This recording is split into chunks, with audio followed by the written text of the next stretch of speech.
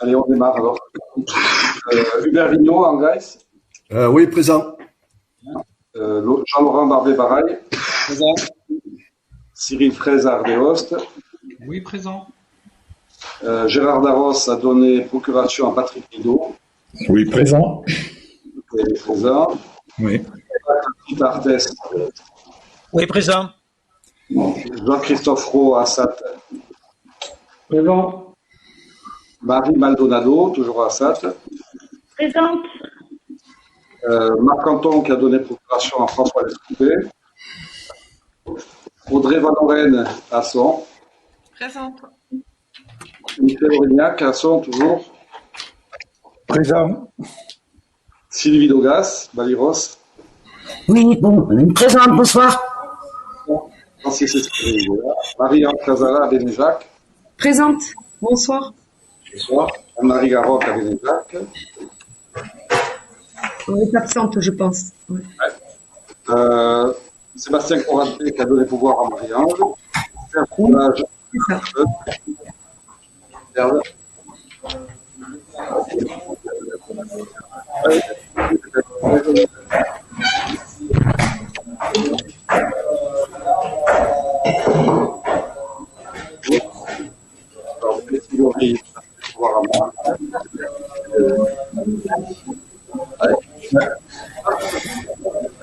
Serge Calas présent. J'entends rien.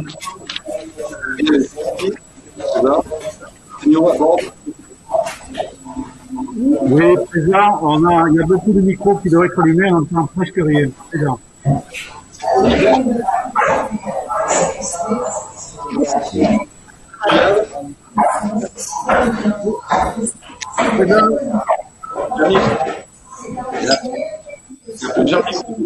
Merci de les faire. On n'a rien. Présent. Léna est en route, elle est dans l'escalier. Oui, présent. Oh là là, le micro. Ouais. Là, le micro déjà. Sylvie Dogas, tu coupes ton micro. Alors, on entend toujours un bruit de fond.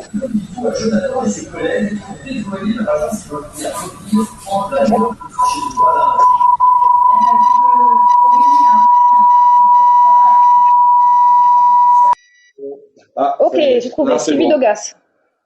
À bord toujours. Ah bon, bah alors pourtant c'est ça que ça. Ouais, bon, là c'est bon. Sylvie Dogas. Hein. Philippe Lacrosse. Oh, j'ai coupé le micro, je rallume. Présent. François Lescoupé, il a donné donc procuration. Bonjour, présent.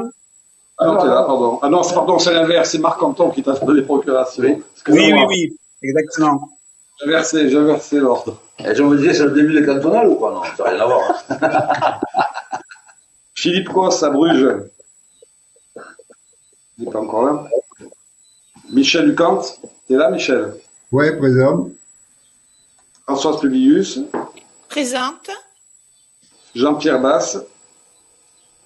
À Ferrières, Cathy Brognoli. Non, pas encore. Elle a passé la journée ici Ouais. aussi, je pense. Oui. Cédric Madec à Odo. Non, il est excusé, c'est Cédric Madec. À Egon, Marc Labatte. Bonjour, présent. Oui, bonsoir. Didier Pargade. Bonsoir, présent. Bonsoir. Florent Lacarrère, il est là. Christian Petchobaquet, il est là.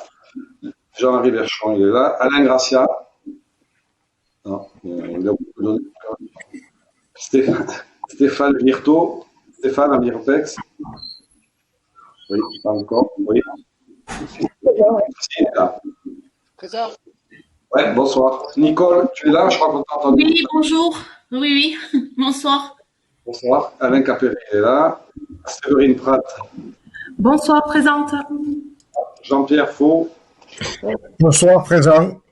Bonsoir. Julie Sartou, elle était à l'Estelle tout à l'heure. Peut-être qu'elle est à Bénéjac ce soir. Bonsoir Julie. Elle passe par Monto. Bruno Bourda, il est là. Véronique Muller. Oui, je suis présente. Bonsoir. Alain Lequitte. Oui, présent. Bonsoir. Bonsoir. Pascal Durand. Présente. Bonsoir. Chabot qui m'a donné pour création. Pascal Cabane. Oui, présent. Michel Cazé. Non. Et Roger Poussine. Oui, bonsoir, présent. Bonsoir. Ben voilà, président. Je crois que le quorum est atteint. Merci Jean-Marie. Mais du coup, puisque le quorum est atteint, on peut passer aux désignations du secrétaire de séance. Mais je crois que c'est toi qui as fait l'appel, on peut te désigner comme secrétaire de séance. Est-ce qu'il y a des oppositions pour que ce soit Jean-Marie qui reste secrétaire de séance pour la soirée? Non. Donc on peut considérer que... Oui. Merci. Merci à tous. Jean-Marie, tu seras secrétaire de séance. D'accord, c'est un conseil communautaire. Merci. Maintenant, je vais vous demander si vous êtes d'accord avec le compte, si vous approuvez le compte rendu de la séance du 29 mars 2021, un compte rendu que vous avez reçu en appui avec la pièce jointe avec la convocation. Est-ce qu'il y a des observations sur ce compte rendu de la séance du 29 mars 2021? Francis, tu as des observations sur...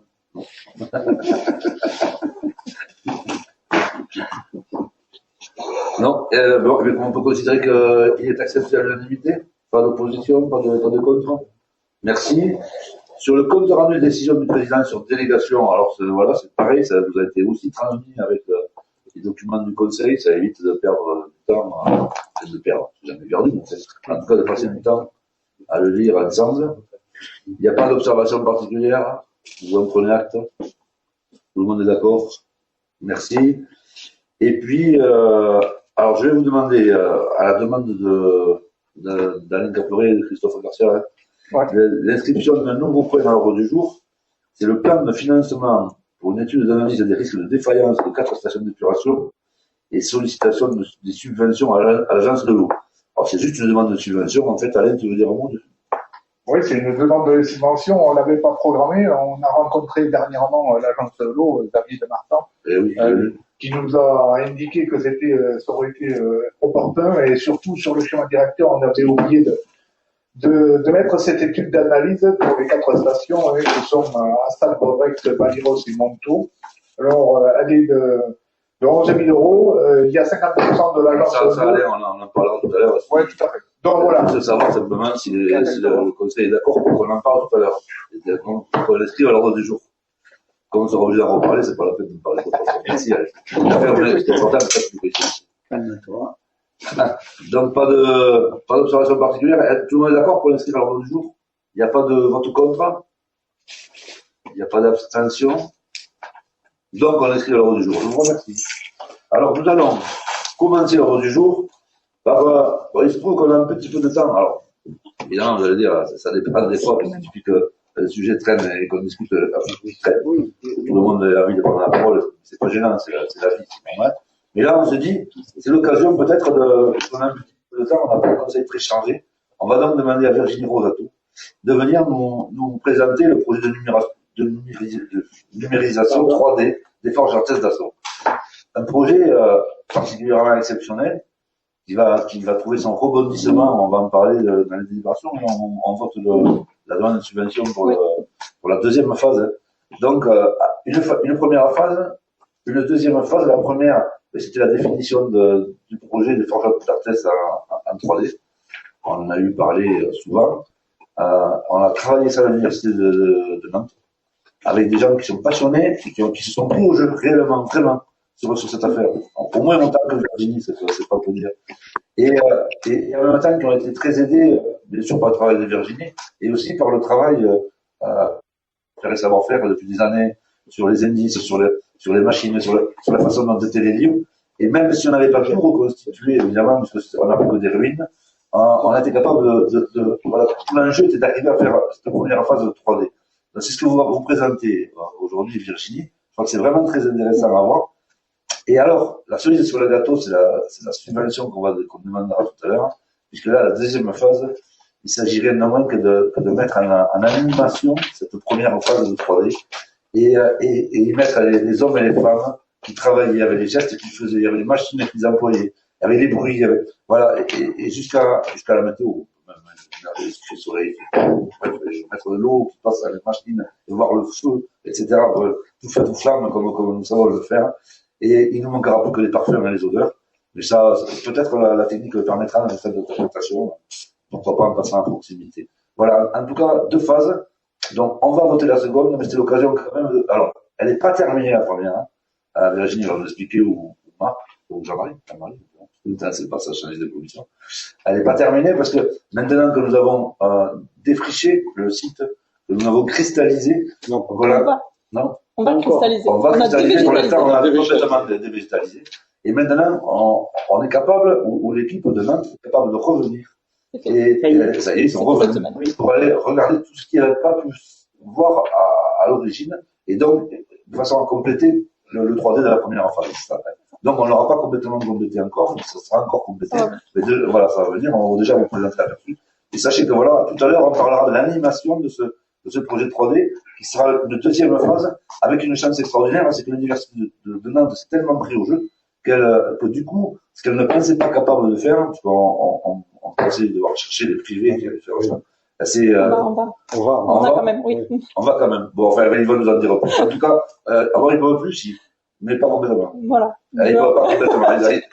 Ils sont très intéressés, mais on va faire complètement. On va faire par étapes. En tout cas, c'est le 2e projet de 3D. Et pour nous, très intéressant. On peut le retrouver dans le patrimoine en balade, on peut le retrouver sur la route de fer, on peut le retrouver dans la bibliothèque, on peut le retrouver dans l'office de tourisme, on peut le retrouver partout. Et puis sur Internet et sur nos mobiles. Et c'est vraiment, ça sera la cerise sur le gâteau. Après tout ce travail, et toutes ces années de recherche, de collectage d'informations, d'indices, etc., toutes ces hypothèses qui ont été menées, tout ce travail qui a été effectué par les uns par les autres, par Faire et Savoir-faire, mais aussi par nous et par Virginie, parce que ça fait quelques années qu'elle y travaille. Voilà. J'ai terminé la présentation. Qui veut dire un nom, Jean-Marie ou Marc, ou Virginie direct? Le vice-président, oui, non, rapidement, hein, tu as dit beaucoup, puis surtout Virginie va compléter très bien. C'est juste, on est tout à fait dans le cadre du projet qu'on mène maintenant depuis 3 ans sur la mise en valeur de ce site chez Presse, avec cette phase de maquette 3D que l'école de Nantes est en train de faire, hein, puisque voilà, après la phase de dévégétalisation et avant la cristallisation des élévations. Et donc, Virginie va nous présenter ça, elle va nous présenter cette maquette 3D, et puis derrière, le projet d'animation, donc, dans le cadre de l'appel à projet, puisqu'on va avoir un petit aperçu de ce que pourrait donner cette animation. Oui. Hein, voilà. Donc, voilà, donc c'est tout, on a déjà parlé beaucoup, donc Virginie, à toi de nous présenter ça, merci en tout cas. Voilà. Ici. Je l'ai déjà. Ok, ben, en fait, on va faire ça. Partage d'écran, c'est celui-ci. Ouais. Ok. Tu peux demander si. Est-ce qu'il va bien? Est-ce que vous avez la présentation en face des yeux? Oui, tout le monde les voit, l'écran est bien partagé. Et les coups aussi. Vous nous entendez? Oui, on le voit bien. Merci, c'est bon. Merci. Alors, je vais juste couper la caméra pour que. Voilà.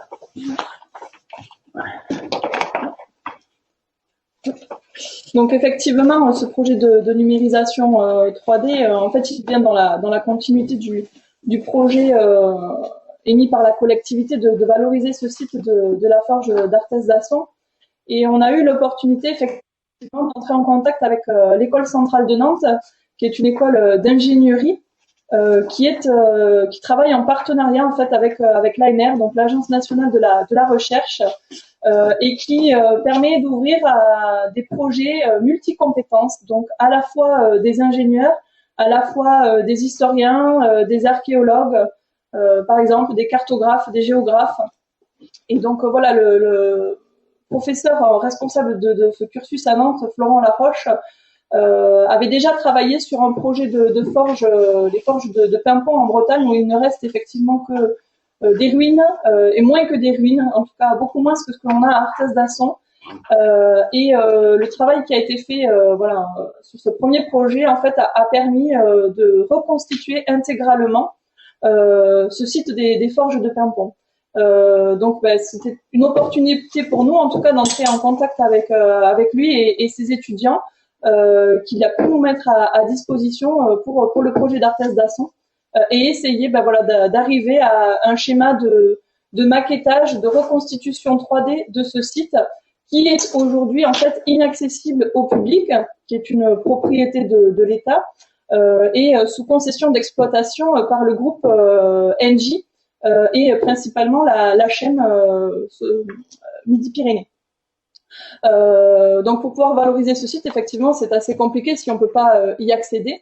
D'autant que bon, vous l'avez déjà vu depuis que vous êtes en place. Voilà, on a un projet de cristallisation, hein, donc de figeage de ces ruines pour éviter voilà qu'elles disparaissent complètement. Donc comme le président l'a expliqué, effectivement, hein, dans la campagne de travaux donc, qui devrait débuter au mois de septembre prochain, il nous a fallu voilà dévégétaliser le site, ce qui déjà le rend un peu plus visible depuis le bord de la route.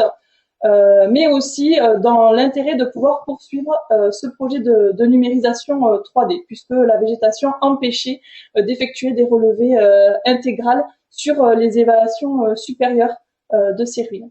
Donc en quoi consiste en fait le procédé de travail avec l'école centrale de Nantes?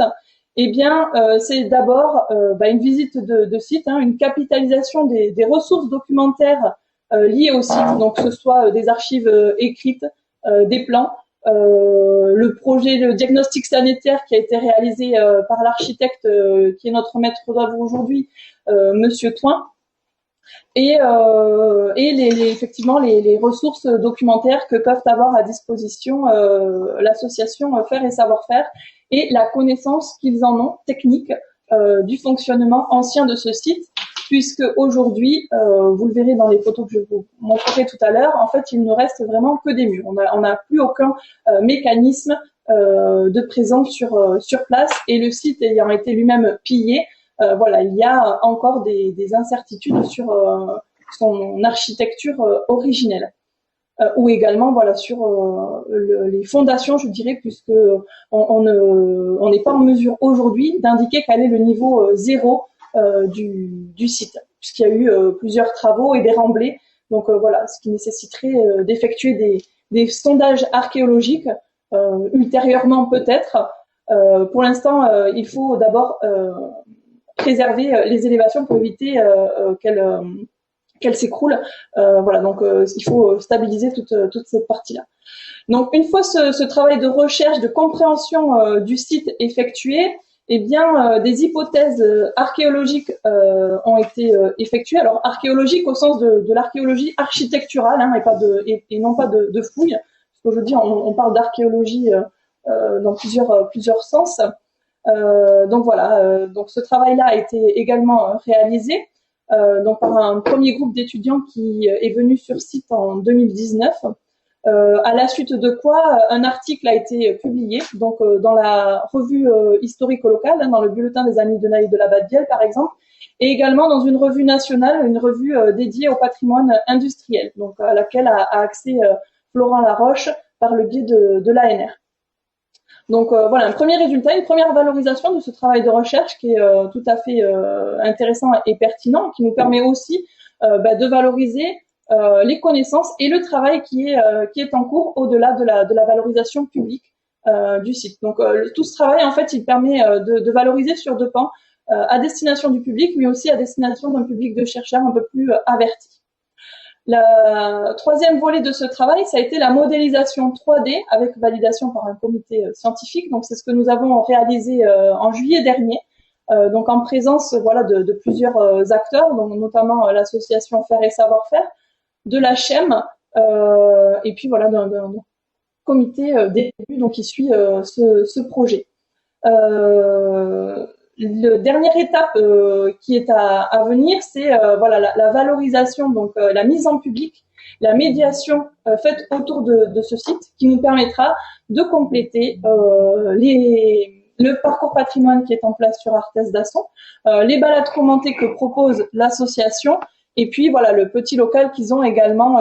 On va pas appeler ça musée parce que on peut pas le qualifier de musée, mais en tout cas voilà qui permet d'expliquer comment fonctionnait la forge. Donc voilà dans un premier temps en quoi consiste cette collaboration. Donc voilà, je vous ai ici un petit peu voilà retracé quelles étaient les compétences et les documents nécessaires à ce premier travail. Donc, comme je vous le disais tout à l'heure, Laurent Laroche et le nouvel étudiant qui suit l'opération sont revenus cette semaine après des végétalisations pour effectuer de nouveaux relevés. Donc, les relevés sont effectués en fait avec un laser 3D photogrammétrique. Donc, on a voilà une espèce de petite caméra avec une tête pivotante à 360 degrés. Qui prend une multitude de photos et qu'il faut déplacer toutes les 6 minutes. Donc voilà, sur tout le périmètre du site. Et donc Mathieu, l'étudiant qui suit ce travail, lui était équipé d'un drone 3D. Et donc voilà, ils ont effectué pendant une journée et demie des relevés intégrales. Alors à la fois des ruines, mais également des abords, puisque c'était une commande des élus pour qu'on puisse bien comprendre comment fonctionnait le site, forcément. Le canal d'Amenet qui jouxte et le bassin de rétention d'eau ainsi que le zoom voilà, sont des éléments essentiels à la compréhension du fonctionnement de ce site. Ils étaient mieux équipés que Google Earth, c'est pas vrai. Oui, voilà. C'est un équipement effectivement qui coûte très très cher, très poussé et très pointu. Voilà. Et si on a un petit peu de temps, parce que j'ai quand même un temps limité pour que vous puissiez passer le reste des sujets, voilà, vous montrer la dernière capture d'écran qu'ils ont fait et c'est assez surprenant.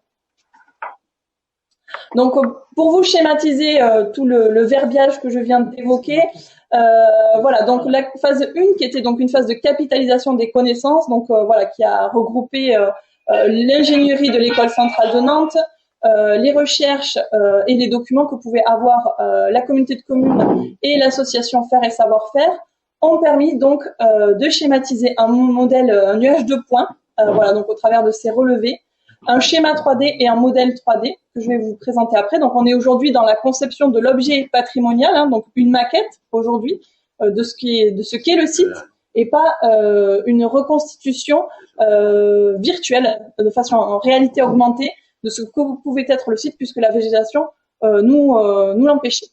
Et donc, on va aller vers une transformation, des modalités pour valoriser ce site avec deux dispositifs en fait. Voilà, un dispositif web, donc qui puisse permettre une visite à distance de ce site, une visite voilà extramuros, et un dispositif au travers d'une application smartphone qui nous permette de compléter la visite les deux balades pédestres proposées sur site, mais de manière ludique, pédagogique, qui soit un produit plus à destination, je dirais, des familles, voilà, et plus interactive.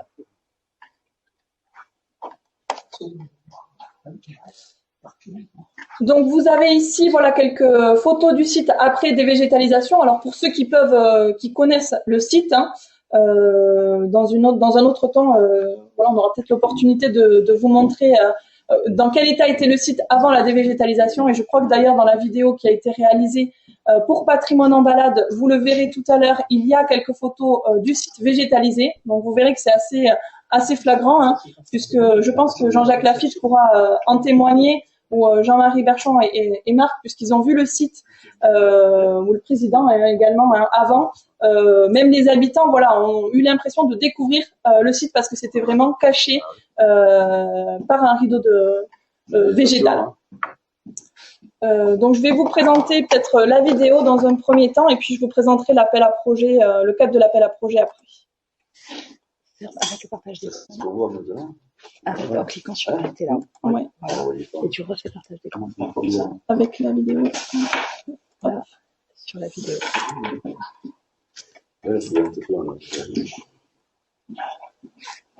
Alors, vous avez normalement la vidéo qui s'affiche à l'écran. Est-ce que je peux la démarrer par contre? Oui, voilà. Voilà. Donc, il n'y a pas de son parce que dans l'application Patrimoine en balade, en fait, on n'a pas la possibilité d'associer le témoignage et le contenu son et une vidéo. Donc, voilà, on aura dans la diffusion d'abord le module qui explique le fonctionnement technique de la forge, puis la vidéo en suivant. C'est bien, ça. Ouais. On a le son de Virginie, c'est bien. Donc voilà, quelque chose qui n'était pas prévu dans le travail avec l'école centrale de Nantes, c'était la mise en eau. Alors voilà, le nouvel étudiant qui a travaillé dessus. Donc voilà, vous avez le site végétalisé avant. Donc vous voyez, hein, on a vraiment une friche. Et aujourd'hui, voilà, on a une maquette qui nous permet d'avoir également une mise en eau. Et donc là, vous allez voir normalement le fonctionnement technique. Donc pour quelque chose qui devait être à la base figé et sans l'insertion du mécanisme, voilà, Mathieu a réussi à l'intégrer. Donc on a une première maquette qui est quand même assez intéressante. Alors on n'a pas le feu encore. Alors je ne sais pas les autres, mais On n'a pas l'image non plus. bonsoir, rien du tout. Hein. On a l'écran noir. pour l'instant. On n'a rien, nous. On a l'écran noir. Rien, c'est tout ce qu'on a.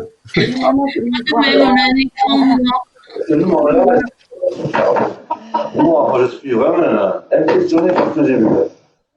Alors, c'est dommage, vous aurez, là, alors, si jamais vous avez la chance de Oui, voir. ça marche, là. Là, on voit quelque chose. Ah, est-ce que très bien. Si c'est moi que tu vois, c'est pas bon. On va recommencer. Parce qu'après, vous avez le son et l'image avec Virginie. Vous avez eu au moins le son. L'écran marche pas bien. Vous avez vu au moins le commentaire de Virginie. Ah, c'est vraiment impressionnant ce qu'on a vu là. Et c'est rien comparé à l'effet final, parce que l'effet final, on a les personnages. Même s'il a commencé avec. Est-ce que vous voyez le titre de la vidéo? Pardon, Président, je vous coupe, excusez-moi. Est-ce que vous voyez le titre? Oui, on voit les titres. On voit le titre, c'est bon. Seulement le titre. Ouais. J'y vais, mais alors après, c'est possible que ça bug un petit peu. C'est possible que ça bug, que ça mette du temps. C'est peut-être un peu. C'est parce que c'est lourd. On le tente, sinon à la limite, peut-être qu'on leur donnera un lien. Dans le PowerPoint, il y a le lien, donc vous pourrez cliquer dessus si on ne peut pas la diffuser intégralement. C'est parti, est-ce que vous le voyez là? Non, là, c'est parti. On est toujours ça bouge. C'est immobile. C'est bon. Ça y est, on voit la végétation. Ah voilà, c'est plus la végétation, on voit les Pyrénées là maintenant. Et on entre dans la vallée, on la survole. Ah, et là, on s'approche du site, on descend. On commence à voir le site, hein, je vous raconte. Ah oui, très bien là. C'est bon? Oui. Ah, génial. Le maire à la mairie. Voilà, superbe, vous voyez. Et bon, pour l'instant, mais après, ça va être encore démultiplié ce qu'on va. Donc en fait là les images que vous voyez c'est à peu près 1/10 des captures photographiques qu'ont pu effectuer l'école centrale de Nantes. Donc effectivement dans le dispositif web on pourra aller vers quelque chose de beaucoup plus complet, en tout cas qui représente le travail réalisé jusqu'à aujourd'hui. Là on est limité par l'application et par ce que l'on veut montrer, en tout cas dans l'application Patrimoine en balade, puisqu'elle n'est pas étudiée uniquement pour valoriser la forge. Voilà, on va travailler sur un autre dispositif uniquement dédié à la valorisation de la forge d'Arthez d'Asson.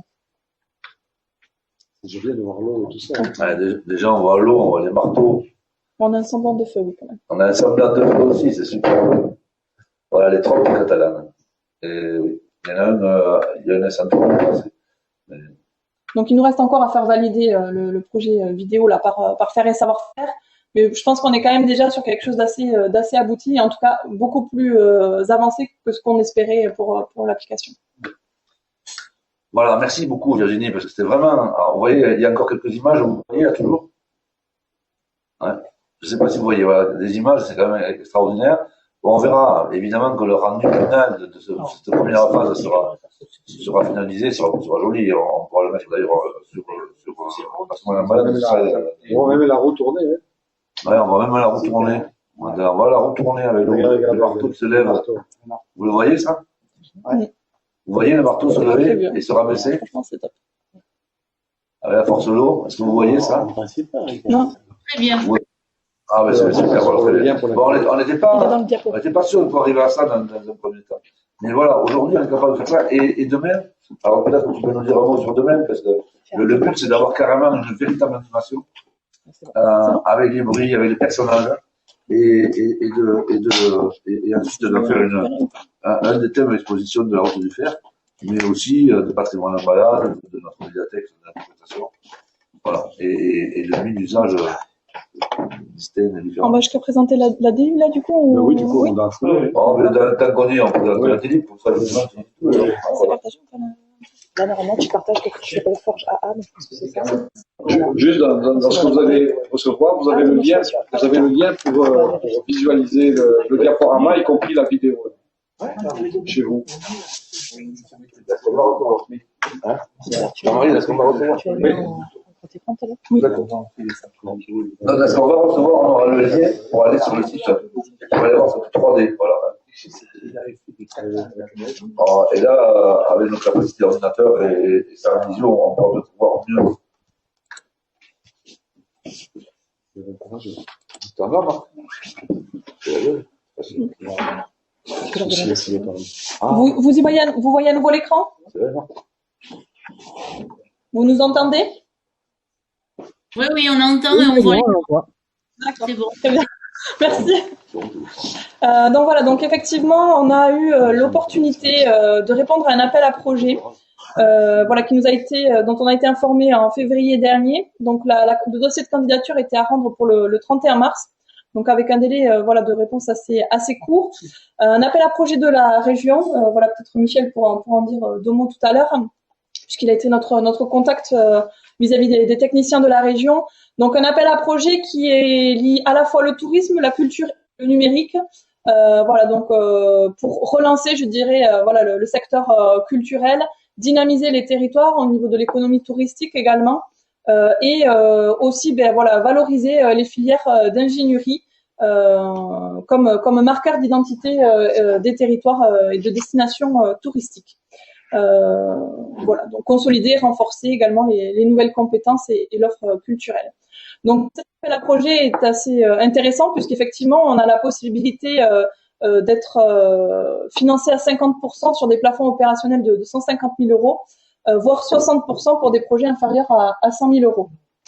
Donc, voilà, c'est assez, je dirais, important comme subvention sur ce type d'appel à projet. Donc pour nous, on a travaillé le dossier. En tout cas, ça nous semblait tomber à point. En tout cas, avec ce projet de la Forge, puisqu'on pensait pas pouvoir arriver à un tel dispositif étant donné les coûts d'opération. Donc, on a misé effectivement sur ce travail du 3D pour servir d'outil de valorisation de la vallée de l'Ouzoum, qui est un produit qui est dans la continuité des deux parcours patrimoine en balade qui seront opérationnels cet été sur Ferrières et Arthès d'Asson, mais aussi du projet d'aménagement du col du Soulor, pour vraiment avoir une offre complète du haut en bas de la vallée et je dirais du Val d'Azun, de la vallée d'Ossau jusqu'à la plaine de Naï. Voilà, donc l'idée c'était aussi de travailler sur un produit qui soit visuel, ludique, pédagogique à destination des familles, puisque ce que l'on peut proposer aujourd'hui est à destination, je dirais, plutôt d'un public adulte ou d'un public assez confirmé en matière de patrimoine industriel. Donc voilà, l'idée c'est de le rendre vraiment accessible puisque c'est un point fort de notre patrimoine sur le pays de Naï. D'avoir quelque chose d'assez immersif puisque c'est aussi, je dirais, une tendance, on va dire, culturelle et touristique au-delà de la dimension Covid et de l'effervescence qu'ont pu connaître les outils numériques pendant cette période-là. Voilà, donc une offre complémentaire, ça je l'ai déjà évoqué tout à l'heure. Donc je vous ai mis ici le plan de financement de cet appel à projet, donc qui nous permet de poursuivre en tout cas le contrat de collaboration avec l'école centrale de Nantes. Donc sur un accompagnement technique vis-à-vis du montage du marché que nous aurons à élaborer pour recruter le prestataire qui créera ce dispositif qui est à imaginer intégralement. Et sur un accompagnement technique avec un stagiaire étudiant, puisque à l'issue de la réunion de l'été dernier, nous avons convenu de réaliser un corpus documentaire qui permette à la fois de capitaliser les documents que Faire et Savoir-faire peut déjà avoir en sa possession ou que nous n'aurions pas encore découverts, puisqu'on a accès quand même là à des archives industrielles. Donc voilà, l'idée c'est d'avoir une base de données à laquelle tout le monde pourrait avoir accès par rapport à ce site-là. Et donc capitaliser les connaissances, puisque la maquette proposée par l'école centrale de Nantes est tout à fait évolutive. Donc au fur et à mesure que la recherche avance, on peut faire évoluer cette maquette numérique. D'une part, au fur et à mesure de l'avancée de la recherche, des applications, et d'autre part, en fonction peut-être de nouveaux indices, de nouveaux éléments qui viendraient modifier la maquette d'origine. Voilà, Ça fait rire. tout à fait. On peut parler d'indices, on va dire, d'éléments quantitatifs au niveau de la production, des afflux d'eau, de la quantité de charbon qui était exploité, voilà, de ces éléments techniques au niveau des fluides, au niveau humain, comme vous le disiez tout à l'heure, Président, mais aussi dans l'idée où on arriverait à aller jusqu'à des sondages archéologiques. Et ben voilà, on pourrait intégrer voilà toutes ces connaissances futures éventuelles du site au niveau de cette maquette. Donc avec une prestation ensuite de création numérique. Donc voilà, donc tout le dispositif, les deux dispositifs qui sont à concevoir. Donc là, on avait effectivement sollicité l'école centrale de Nantes qui travaille avec un prestataire, voilà, un devis pour avoir une idée de ce que pourrait coûter ce type de dispositif, puisque dans l'idée, c'était d'avoir une reconstitution du site, de l'état de ruine, et évolutif, donc avec la réalité augmentée, de partir de la base des ruines. Donc là, on parle dans leur jargon, hein, ils parlent de couches, de strates chronologiques. Voilà, donc de la ruine aujourd'hui. Comme la CIG, on parle aussi de couches.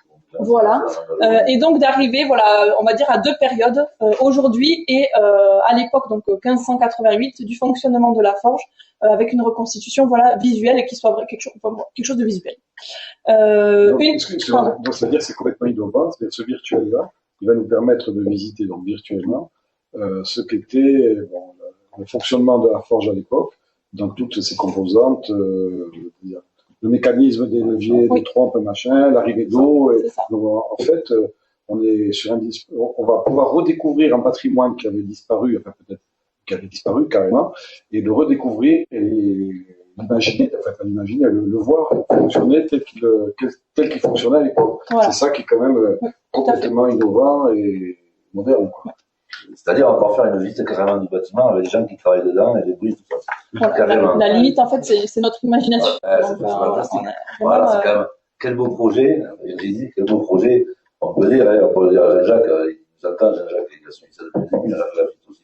Quel beau projet, de voir de quoi on part.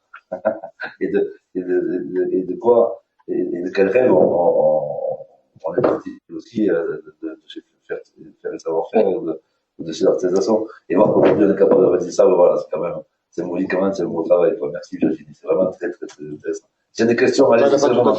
Ah non, elle n'est pas tout à fait finie. Voilà, je termine juste. Donc, une ligne aussi transcription en anglais et en espagnol, hein, puisqu'on ne peut pas oublier que voilà, la communauté de communes fait partie intégrante de la route du fer dans les Pyrénées, que la forge est un des 3 sites du territoire ciblé dans cet itinéraire.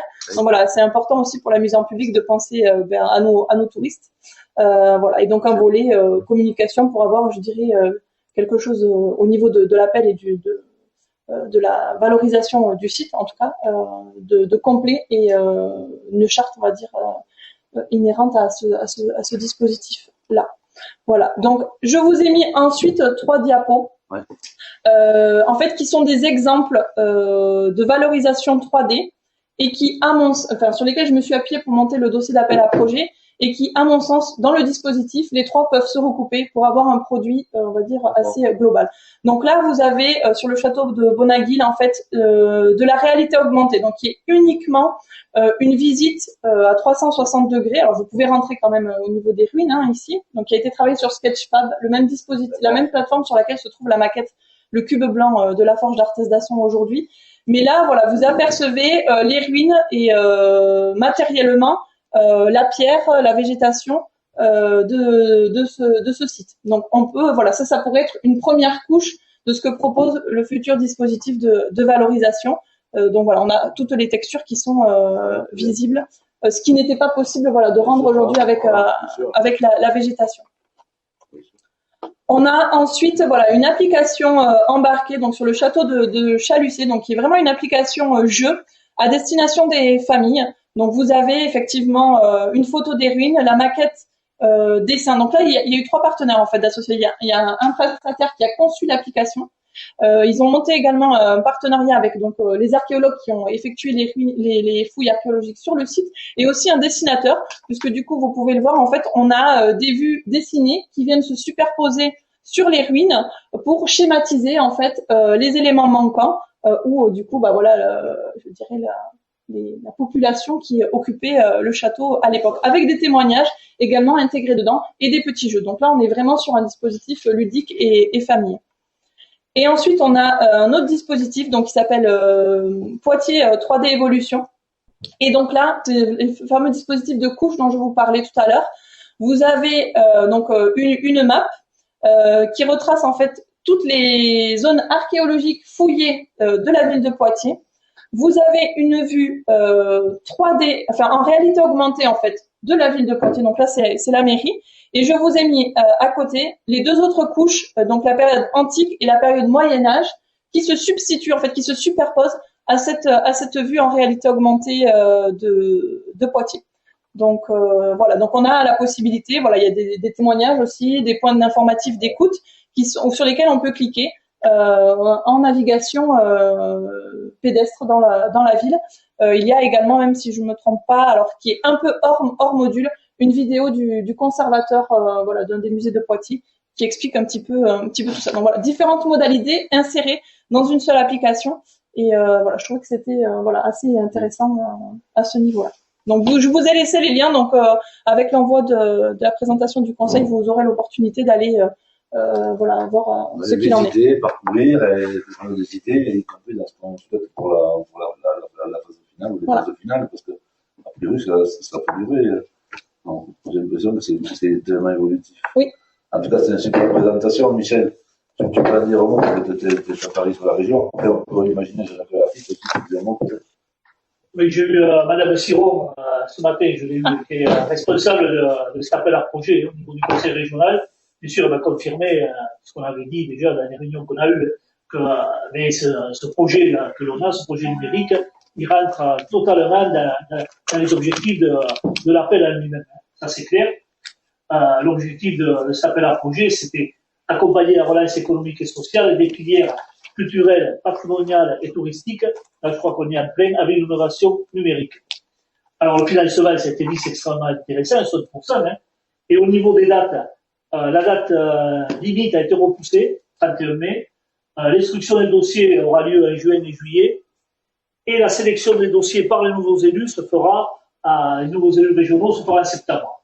Et normalement, les projets retenus devraient passer à la CP d'octobre, à peu près. Et je crois que, bon, je l'ai dit, au vu de la qualité du dossier, je crois qu'on peut être quand même raisonnablement optimiste sur la suite. Mais, on va attendre. Et c'est un super projet, et cette collaboration avec l'École centrale de Nantes, je peux dire, les a bluffés au niveau de la région.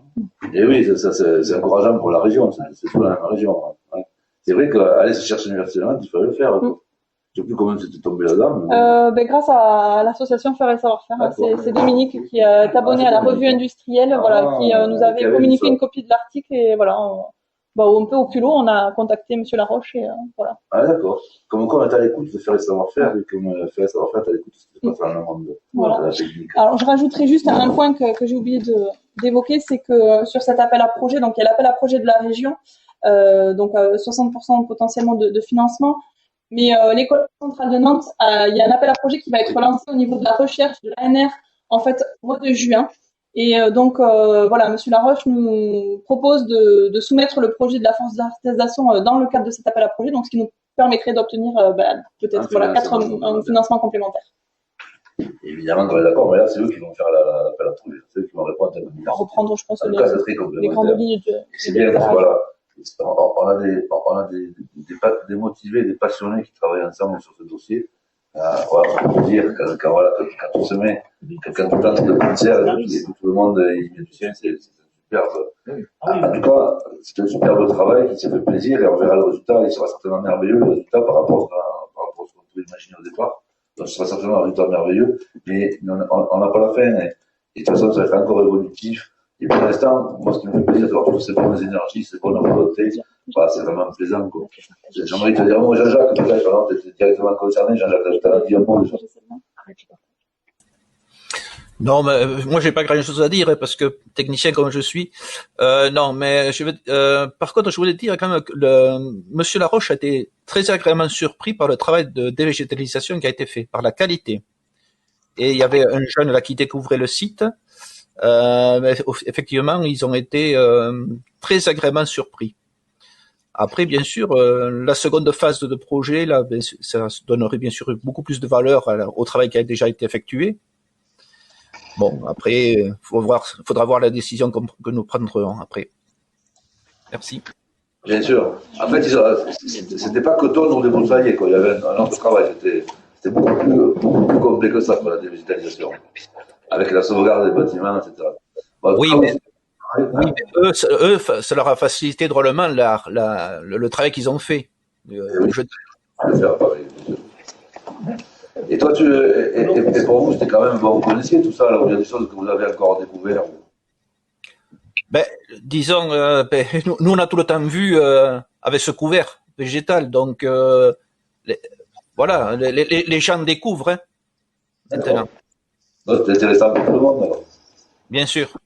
Allez, merci Jean-Jacques, merci, parfait. Bon, vraiment, Virginie, très belle présentation. C'est vraiment une chance que nous avons de tous ces partenaires réunis. Mais c'est aussi une chance de t'avoir, Virginie, parce que tu as ce dossier que tu prends à cœur depuis toujours. Et voilà. Et en même temps, c'est cette année la définitive, la dessinatrice, en fait, quand tu mets tout le monde à bout et en commun pour travailler, on arrive à faire des belles choses. Merci. Alors je voulais juste, voilà, je ne sais pas si vous le voyez à l'écran, vous diffusez en fait la dernière capture drone qui a été effectuée par l'école centrale de Nantes du site. Donc voilà, une vue aérienne de ce site. Donc je ne sais pas si vous la voyez, sinon voilà, je la laisserai à Anne Soisy qui la mettra. On la voit. On la voit, oui. Merci. Bien. Et peut-être à connaître, on met la délibération au revoir, Jean-Marie. Oui, moi, je vais juste rajouter, oui, que d'abord, bravo, hein, Virginie, effectivement. Christian, il parlait de conjugaison de passion, c'est ça, de passion et de compétences, c'est de faire savoir-faire, l'école de Nantes, donc c'est vrai que c'est, tout ça, ça donne la valeur ajoutée à quelque chose qui va être sûrement assez exceptionnel et innovant. Donc, juste pour la délibération, Christian, oui, on peut dire que, finalement, sur un projet comme ça, si on est retenu dans cet appel à projet, on voit bien que la part d'autofinancement de la commune est de l'ordre de 30 000 €, ce qui est relativement faible par rapport à l'ampleur du projet, et que oui, que cet appel à projet de la région tombe vraiment au bon moment, puisque nous, on avait un peu, après le président, on avait parlé un peu dans l'idée d'aller sur l'animation, et que on se disait, bon, ce sera une deuxième phase plus lointaine à cause du prix, puis finalement, l'opportunité fait que on peut le présenter aujourd'hui avec ce reste à charge qui est quand même peu important. Oui, c'est une idée qui nous animait de toute façon d'aller jusqu'au bout. On sait bien qu'il y a des étapes, alors on prend tout le temps de faire des étapes, mais évidemment que d'abord on apprécie l'étape quand elle se fait, et justement quand elle se passe aussi bien, je le ferai que toi tu m'as volonté. Mais on espère toujours la seconde, et voilà, c'est bien quand elle arrive et quand la troisième vient en suivant, et en plus avec un appel à projet de la région, en plus avec une vraie motivation de Nantes, en plus avec le rappel à projet pour faire réunir pour le soirée rouge. Est-ce qu'il y a des observations maintenant ou des questions sur ce projet avant de voter? Je crois que c'était intéressant de faire cette présentation. De toute façon, voilà, on avait peu de temps, alors c'est vrai que vous avez du temps, hein, mais là, quand même, c'est l'occasion de vous présenter ce très beau projet. Ouais. Non, pas de questions? On passe au vote. Est-ce qu'il y a des votes contre? Des abstentions? Tout le monde vous remercie. Jean-Marie vous remercie. Virginie vous remercie. Nous vous remercions tous. Et Jean-Jacques Lafitte aussi, je suis sûr qu'il vous remercie. Et faire et savoir-faire. Hein. Quel est le sentiment de faire et savoir-faire dans tout ça, Jacques? Je suppose qu'ils sont partie prenante complètement. Là. Alors, je m'excuse, je ne les ai pas vus. Ils avaient une réunion cet après-midi, moi j'étais pris ailleurs. Bon, d'accord. Allez, on en reparlera, on aura l'occasion de les revoir aussi. Merci beaucoup, Virginie, vraiment.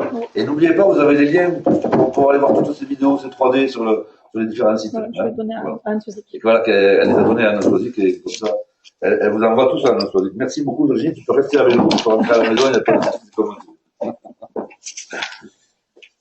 Les points suivants maintenant. Alors, on va parler développement économique, on va parler aéropolice, Serge. On va parler du projet d'ombrière photovoltaïque sur le parking sud. Oui, vous m'entendez? Oui, très très bien. La première délibération concerne effectivement le projet ombrière photovoltaïque sur le parking sud du groupe Safran. Voilà, qui appartient, ce parking appartient historiquement à la mairie de Bordes et dans le cadre de la loi NOTRe, bien évidemment, il est dans le projet intercommunal aujourd'hui. Donc c'est un projet que nous avons soumis à 2 opérateurs avec la commission. Donc en premier lieu ENR 64 et une entreprise qui s'appelle Enoé. Vous remarquerez que toutes les entreprises sur les nouvelles technologies, sur les nouvelles, notamment photovoltaïques, s'appellent N quelque chose, EN Énergie. Donc ce projet s'élèverait à 1 600 000 mégawatts, l'équivalent d'environ la consommation électrique d'environ 365 foyers. Donc c'est quand même pas mal. Avec une rente pour la communauté de communes un loyer annuel de 11 000 euros, soit 330 000 euros sur 30 ans. L'idée, c'est la création d'une SAS avec prise de capital par la communauté à hauteur de 5% de cette SAS, mais pour 1 euro symbolique, donc qui permet après d'avoir ce loyer annuel de 11 000 euros. On a un écart avec la proposition de NR64 à peu près de 140 000 euros sur les 30 ans d'écart, bien évidemment au bénéfice de Enoé. Donc la délibération qui vous est proposée suite à l'avis favorable de la commission économique du 15 avril, c'est d'autoriser le président Christian Petchobaquet à signer l'accord de coopération avec la société Enoé. L'accord qui était joint avec le projet de délibération. Alors, en fait, il nous faut de l'ombre et en plus, il nous verse 11 000 euros. C'est pas mal. Et en plus, on peut se brécher avec les votes pour Bien, écoutez, s'il y a des observations, des questions, allez-y, Serge est là pour répondre. Des questions, non, je vais préciser que la société Enoé, donc il y a une représentation à Coiraz, puisque c'est Guillaume Menou, il nous a acheté un terrain dernièrement sur la zone Montplaisir Sud. Voilà, il est installé là. D'accord. Ah ben si en plus on a des participations partenaires, alors c'est pareil. Il n'est pas tout seul, hein. Menou, c'est une grosse boîte qui est partie sur. Lui, il s'occupe davantage de l'hydraulique, bien sûr, mais les boîtes ils sont sur Grenoble et ils sont sur beaucoup de projets. Alors l'idée c'est qu'ils vont, l'idée de la délibération leur permet de continuer à faire les études véritablement, de manière après à présenter leur dossier en commission, la fameuse CRAE. Voilà, c'est l'accord de coopération est consenti pour 6 mois, renouvelable 2 fois, de manière à pouvoir vraiment signer la convention dès qu'on aura le prix rachat par les opérateurs. D'accord, Serge. Bien. Est-ce qu'il y a des observations, des questions? Non? On a débattu en bureau, on a débattu en commission, quand même. Bien. S'il n'y a pas d'observation particulière, je passe au vote. Est-ce qu'il y a des votes contre, des abstentions? Tout le monde est pour? Moi, je vous remercie. De toute façon, effectivement, merci pour tes précisions. C'est-à-dire, j'ai compris sur la mise en concurrence de partenaires. Le point suivant, c'est toujours Serge, c'est la vente de terrain sur les zones d'activité. Oui. La première, je pense que vous avez à l'écran. Voilà. David Lanotte, espace vert. Donc, c'est sur la zone Montplaisir Est, c'est-à-dire là où il y a à côté de la maison de l'eau, pas loin de là où vous êtes à la communauté des communes pour certains.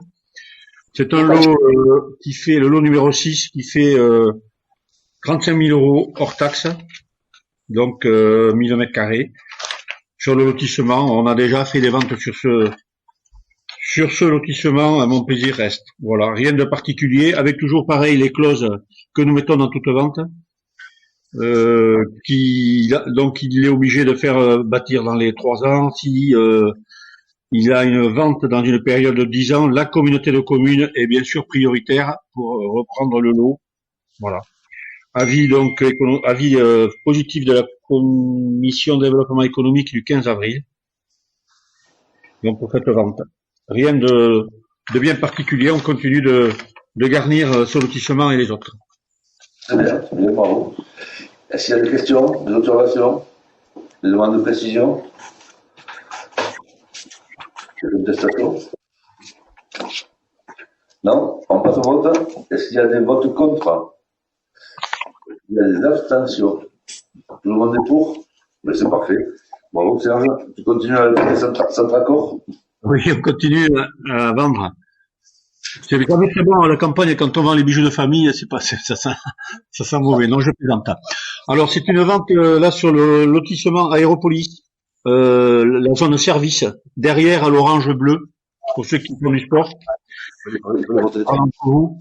La vente se fait à la SARL Pâtisserie Granger. Vous connaissez sûrement, parce que vous faites du sport, mais vous êtes gourmand, Jean-Baptiste Granger, qui est un champion, un fleuron du territoire, puisqu'il était champion de France boulanger, champion d'Europe même, et il se prépare d'ailleurs au championnat du monde.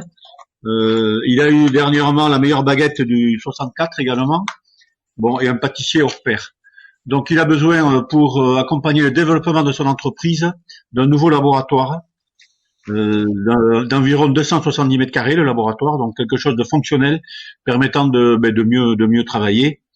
Et il voudrait s'installer sur le pôle aéronautique, ce qui permet à son personnel et cadres de son entreprise qui sont de l'autre côté de Pau, sur Lons-Bière, d'être plus près aussi de chez eux pour arriver au travail. Il serait acquéreur de 1600 mètres carrés à 40 €, c'est le prix de ce lotissement, le mètre carré.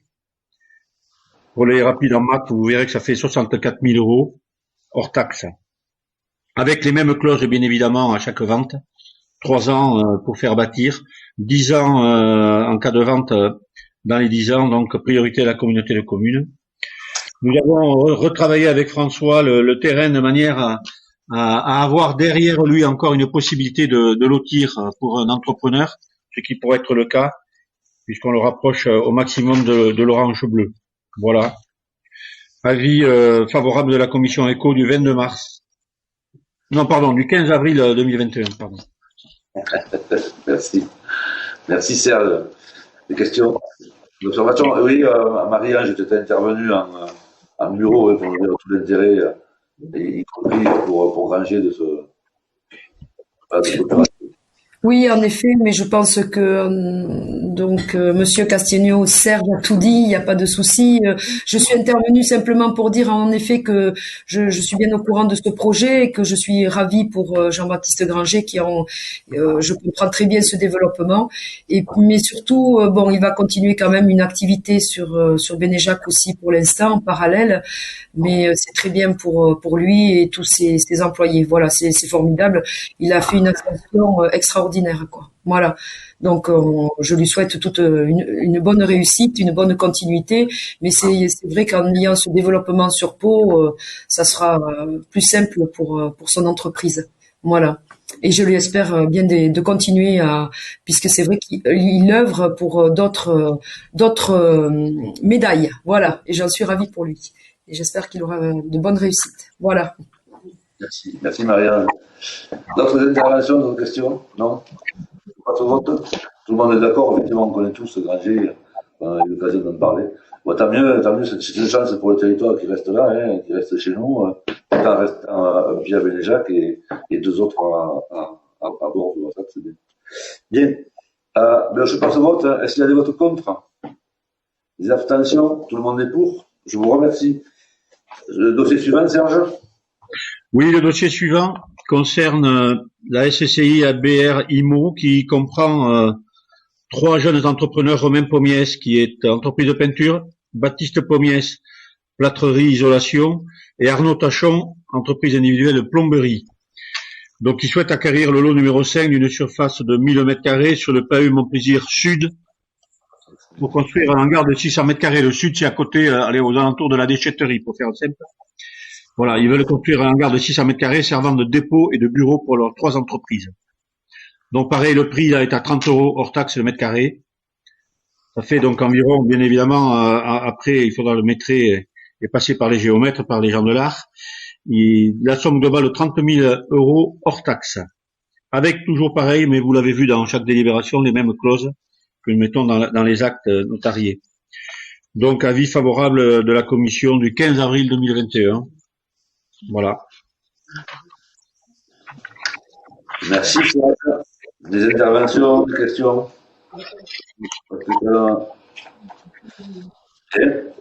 Je passe au vote.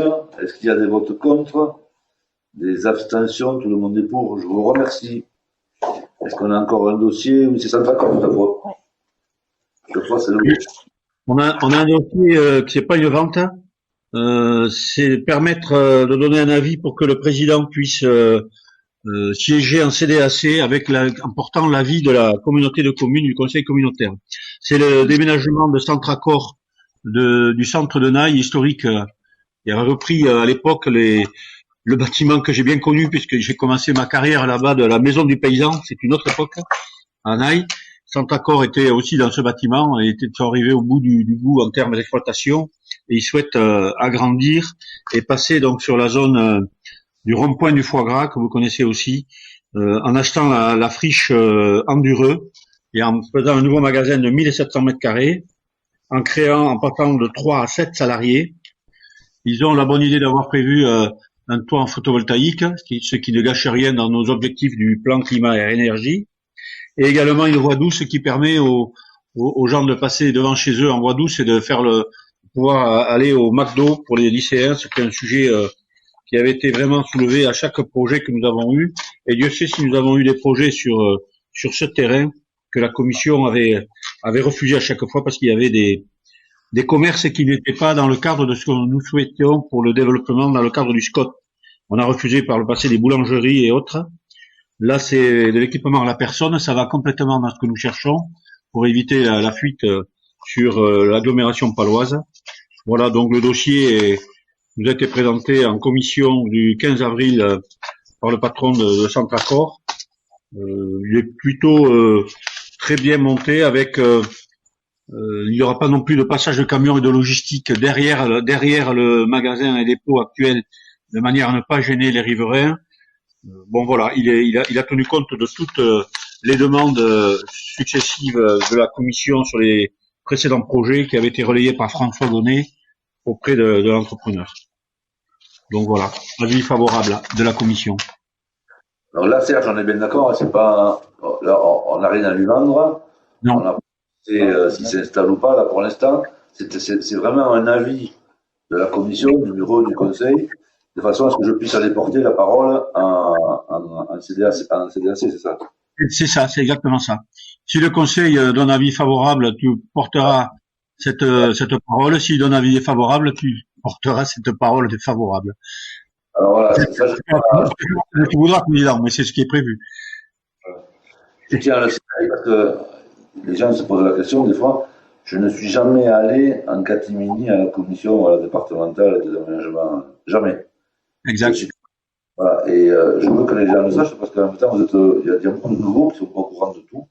Donc depuis 2008, je ne suis jamais allé à la commission porter la parole pour ou contre sans en référer à l'ensemble de la collectivité. Et j'ai toujours demandé un avis à l'ensemble des élus.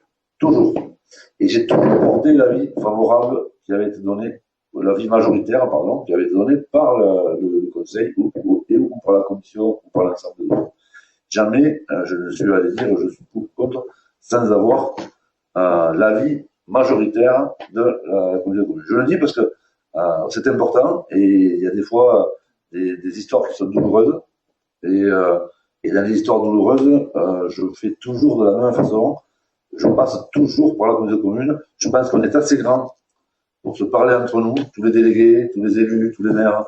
Et c'est extrêmement important qu'on arrive à dégager, sinon l'unanimité, au moins une forte majorité chaque fois. L'unanimité, faut pas s'inventer, mais au moins que je ne parte pas là-bas avec mon baluchon, voilà, et mes idées à moi. Et ça, je tiens à le dire parce que ça se fait pas toujours. Or, c'est ma manière de le faire depuis le début, en pleine concertation, bien sûr, avec vous tous. Et voilà, je tiens à le dire aussi. Oui, Christian, je me rappelle que lors de la CDAC pour Intermarché Bordassat, avec l'agrandissement, c'est bien le discours que tu avais eu devant le préfet, et ça avait étonné d'ailleurs favorablement les membres de la commission en disant tiens, le président de la communauté de communes ne décide pas tout seul, c'est vraiment la voix du conseil communautaire. Je crois que c'est important quand même de voir qu'il y a eu débat et qu'on porte la même voix. Voilà. Oui, c'est ça. C'est important au moins qu'on ait débat et une majorité, il faut bien qu'elle se décide. Là, c'est a priori, si c'est l'unanimité, tant mieux. Mais une majorité, il faut qu'elle se décide, même quand c'est difficile, dans le territoire, des fois, il y a des communes, voilà, ça va, des fois, un peu à l'encontre les uns des autres. Et par contre, l'important, c'est de bien discuter tous ensemble. Et à un moment, voilà, qu'on se dégage, éventuellement, qu'on fasse des aménagements pour que si des situations moins douloureuses que d'autres, des fois, ça peut arriver aussi, c'est dans les demandes que l'on fait. Voilà, en tout cas, voilà, je voulais simplement le dire. Et ensuite, on passe au vote sur un avis, pas sur une décision, mais sur un avis. Bruno, tu veux dire un mot? Évidemment, t'es concerné. Oui, évidemment. Donc, tu parlais de douleur.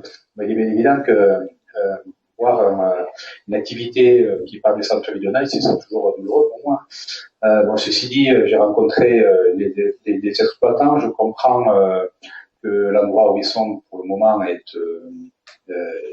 pas enclavé, mais bon, disons qu'ils sont dans des locaux qui ne sont pas adaptés avec le modèle économique qui est le leur maintenant à Centracor. Hein. Voilà, quand je vois malheureusement le Centracor de Pontac qui s'est déplacé à Nousty avec un bâtiment qui est très important. Voilà. Donc l'important, évidemment, c'est que cette activité reste sur la communauté.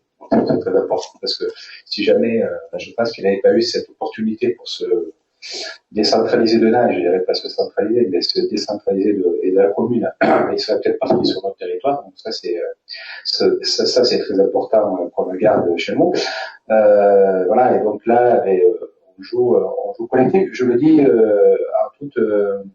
en toute humilité. Bon voilà, je sais que toute la communauté fait des efforts pour que le centre-ville de Naïs soit le plus privilégié. Ça, moi, je suis tout à fait conscient et tous les élus de Naïs sont conscients des efforts collectifs qui se font et comment depuis beaucoup de mandats et notamment depuis l'année Centrebourg, bon, et toute cette dynamique se concentre sur Naïs. Bon, il faut la concrétisation, c'est le sens culturel donc, qui va se faire là. Bon, il se trouve que voilà, donc ce qui est très important et ce qui est plus important encore, c'est que l'activité économique reste sur le territoire et que les emplois soient créés. Donc ça c'est très important pour nous aussi. Donc ensuite, en ce qui concerne l'endroit du Centracor, je me console en disant que ça va sûrement désenclaver l'arrière de ces terrains où nous avons une friche importante, hein, donc j'espère qu'on va évoluer dans un sens positif et qu'on va pouvoir réaménager du coup cet endroit qui devient stratégique hein, dans la mesure où les culturels pas mais forcément et cet endroit va pas devenir stratégique.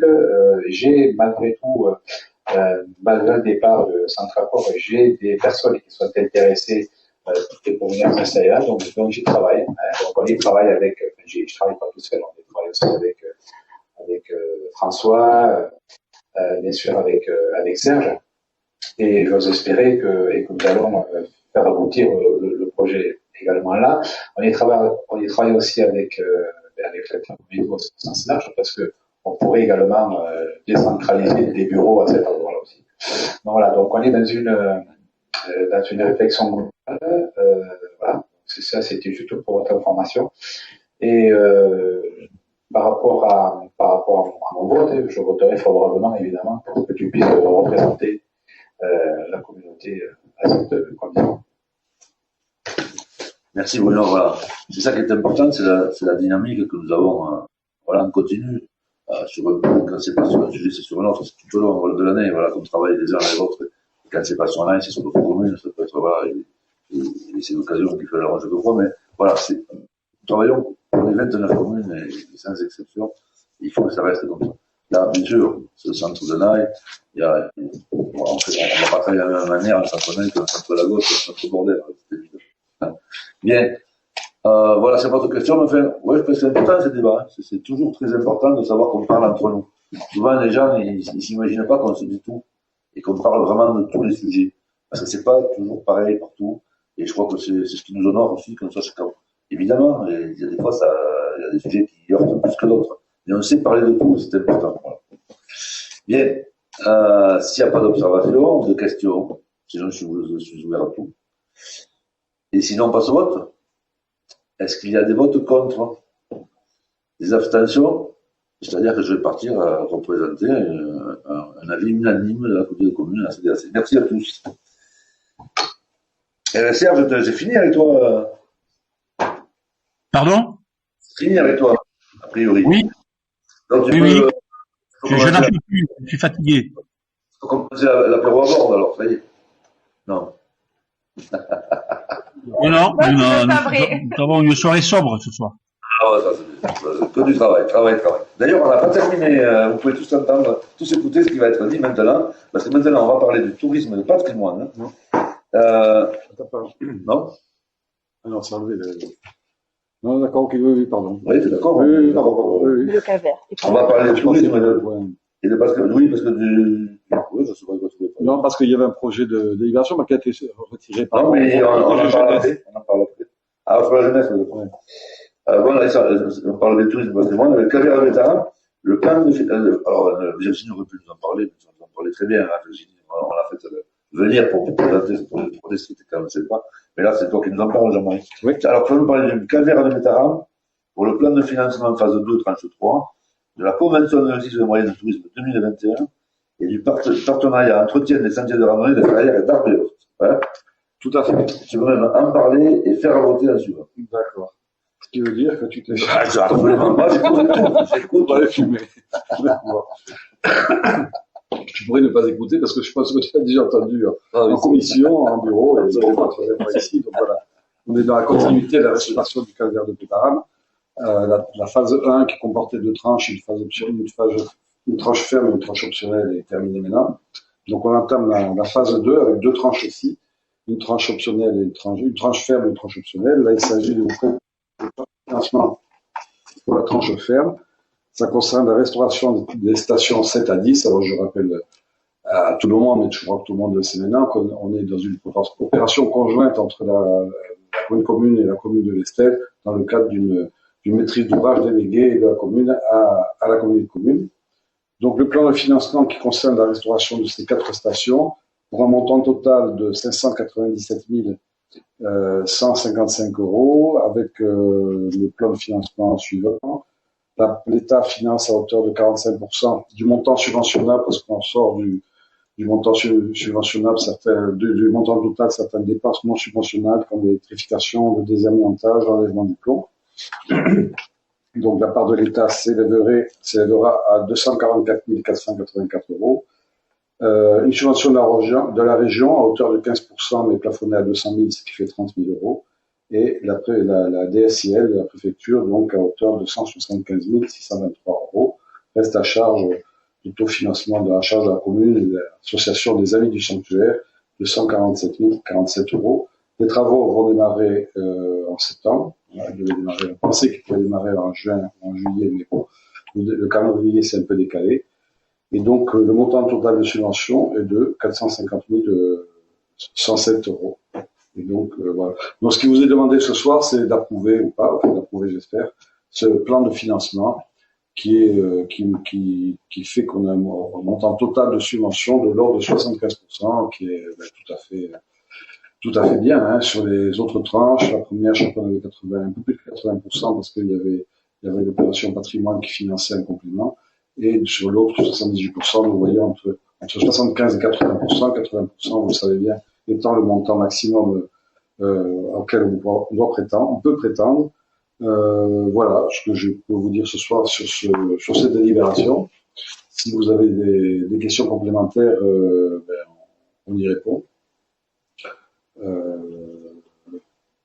Voilà, non, pas de questions complémentaires. Donc, puisque le président n'est pas là, je vais faire voter cette délibération. Est-ce qu'il y a des oppositions, des abstentions? Donc, merci beaucoup. Donc, approuvé à l'unanimité, ce qui va nous permettre de poursuivre cette restauration. Et pour certains d'entre vous qui viennent passer depuis la fin de la première tranche et qui avaient surtout de nuit avec l'éclairage, vous avez pu vous apercevoir que voilà, il y a un très beau rendu, une très belle mise en valeur de ce patrimoine qui nous enchante tous, et qui enchante tous les gens, tous les habitants du territoire, parce que c'est une belle, en plus c'est l'entrée du territoire, donc voilà, c'est une belle entrée en matière pour venir, pour donner envie de visiter notre territoire et d'y séjourner. En tout cas, c'est l'objectif. Deuxième délib, c'est la convention d'objectifs et de moyens de l'Office de tourisme. Alors, pourquoi une convention d'objectifs? Alors, j'ai oublié de vous dire que toutes ces délibs, évidemment, comme d'habitude, elles ont été validées par la commission et validées par le bureau. Alors, cette convention d'objectifs et de moyens pour l'Office de tourisme, chaque année, on signe une convention. L'Office de tourisme signe ce document, qui est un document obligatoire, parce que c'est un office de tourisme classé. et ça fixe le cadre d'intervention de l'Office de tourisme avec des missions obligatoires, des missions confiées par la collectivité, et ça précise le programme d'action annuel et les moyens nécessaires à sa réalisation. Alors évidemment, ce soir, on va pas dérouler toutes les actions. C'est-à-dire, Laurine n'est pas là, et puis même, c'était toutes les actions prévues ont été déclinées, vues et expliquées pendant la commission, évidemment. Et donc, Laurine et moi-même, on peut répondre à ce moment-là à toutes les questions des membres de la commission. Donc ce soir, voilà, c'est un peu la routine annuelle, on va dire, d'approuver cette convention d'objectifs de moyens pour permettre donc à l'Office de tourisme de décliner ses actions et des moyens qui vont avec pour aller au bout de sa mission dans le cadre de la valorisation touristique de notre territoire en partenariat, vous le savez, avec aussi les autres territoires, que ce soit les territoires j'allais dire frontalier, en particulier à Bigorre, avec le projet du Soulot, voilà, et puis surtout dans un partenariat, évidemment, avec les autres offices de tourisme, avec le pays de Béarn aussi, et de plus en plus, la mission de l'office de tourisme, c'est de s'inscrire dans une mutualisation, dans une contractualisation et une complémentarité avec les autres offices de tourisme du Béarn. Donc, voilà ce que je peux vous dire ce soir. Essayez de répondre à des questions si vous en avez. Sinon, on peut passer au vote si vous en êtes d'accord. Il n'y a pas de questions complémentaires. Bon, vu qu'il n'y a pas de réponse, je suppose qu'il n'y en a pas. Donc, est-ce qu'il y a des oppositions pour cette convention d'objectifs et de moyens? Des abstentions? Donc, adopté à l'unanimité. Je vous remercie. Et donc, troisième délib concernant le tourisme. Il s'agit de l'entretien des sentiers de randonnée de Ferrières à Béos par la commune des Pyrénées-Vallée des Gaves. Jusqu'à présent, on avait un partenaire là, à qui on confiait la maîtrise d'œuvre de l'entretien des chemins de randonnée, qui n'avait pas tellement donné satisfaction. Donc, pour cette année, on a pensé que c'était une bonne chose de confier cette mission au Val d'Azun. Tout simplement, c'est des voisins, et puis les chemins de randonnée, ils prolongent ceux du territoire de Val d'Azun. Il nous semblait bien naturel, afin, comme c'est écrit, de garantir la bonne continuité, de proposer pour l'année 2021 la réalisation de ces travaux à la commune de Pyrénées-Vallée des Gaves. Et donc l'objet de la délib, c'est d'approuver une convention de mise à disposition des services techniques de cette commune auprès de la CCPN, avec donc la mission d'entretien évidemment, et la réalisation des travaux prévus, des travaux qui ont été constatés nécessaires pour maintenir la continuité de ces chemins, donc ce Ferrières à Béos. Et donc cette convention fixe les engagements de chacune des deux communes. Le coût horaire, c'est inscrit, s'élève à 20 €, et le volume prévu est de l'ordre de 150, le volume prévu d'heures est de l'ordre de 150 heures. Donc, le remboursement à la CCPVG se fera sur présentation de factures, bien évidemment. Donc, quoi dire de plus? Pas grand-chose. Je ne sais pas si Cathy ou Cyril veulent rajouter quelque chose. Il s'agit de chemins qui sont situés sur leur territoire. Cathy, Cyril, vous avez quelque chose à dire de plus ou à préciser peut-être? C'est déjà l'apéro peut-être, hein. Non? Non, il n'y a rien à préciser. Non, d'accord. Merci Cathy. Cyril non plus? Non, même partie. Non, rien à préciser de plus, si ce n'est que c'est très bien. Bon, d'accord, ok. Moi, on parle d'une même fois, là, avec Cathy. Oui, j'entends, parce que même ça se chevauche. Et, c'est un duo, un beau duo. Je pense qu'effectivement, ils ont évidemment une très bonne connaissance de tout ce massif, et donc des sentiers, et qui vont faire ça dans la continuité de ce qu'ils font sur leur territoire. Et donc, ça me paraît tout à fait assez logique de leur confier cette mission-là. Président, tu veux ajouter quelque chose? Qu'est-ce qui t'est revenu? Oui, je ne sais pas, est-ce que ce sont les sentiers dont on va reparler aussi dans le cadre de la liaison entre Couraduc et le Soulot? Alors, peut-être que Cyril et Cathy pourront en parler. Enfin, certains peut-être, mais sûrement pas tous.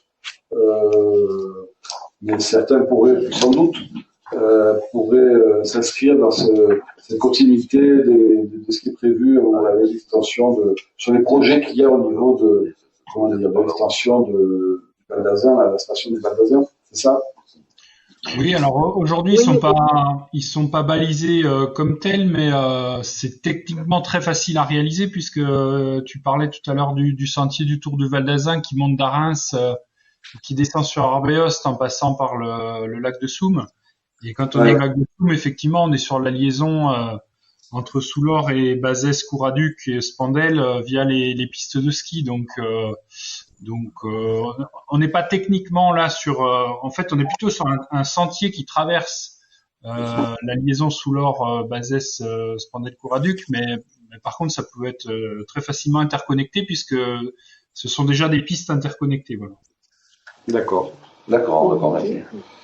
C'est bien, merci pour les infos, les précisions. Donc, on fait voter, le président. Absolument. Il n'y a pas d'autres interventions. Oui, sauf s'il y a d'autres questions, sinon on passe au vote. Est-ce qu'il y a des votes contre, des abstentions? Tout le monde est pour, c'est merveilleux. Bien. Donc, Jean-Marie, on finit sur le tourisme. Tout à fait. Alors maintenant, nous allons parler de mobilité. Avec le schéma cyclable et l'intervention de la PGL, Francis, nous a mis un mot. Il y a peut-être une présentation du schéma en cours ou pas vraiment? Peut-être qu'il est aujourd'hui, sachant qu'il reste encore dessiné pour le faire, mais c'est pour une idée peut-être. Hein, donc, le schéma cyclable, on avait prévu initialement de le finaliser en mars. On a pris un peu de retard. Hein. C'est lié au Covid, aussi aux charges de travail de Jean-Luc, Laurine et Agnès.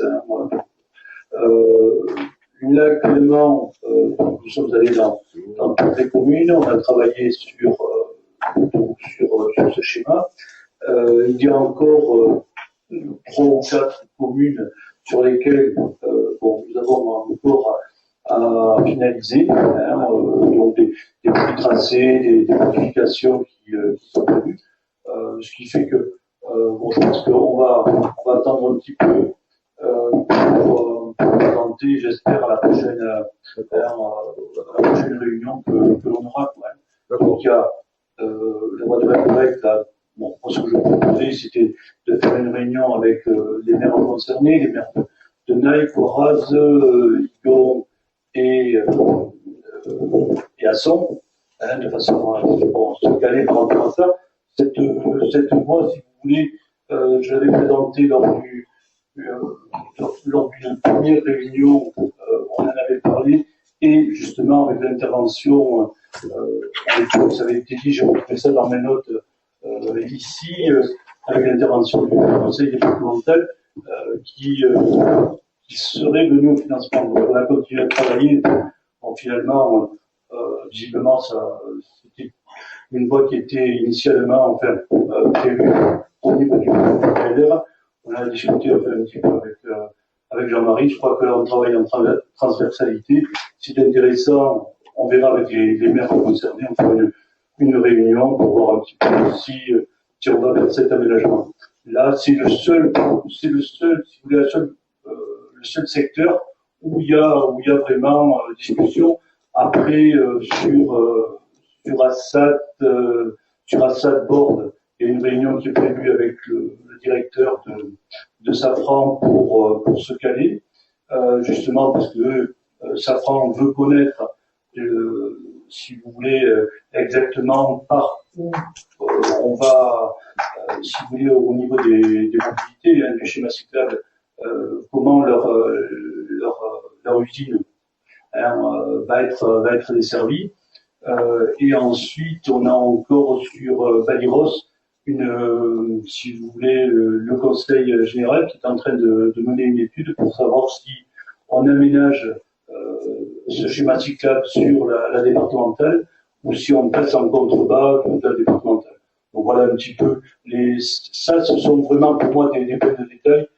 Il y a une réunion à caler pour la voie de Baburette avec les maires concernés.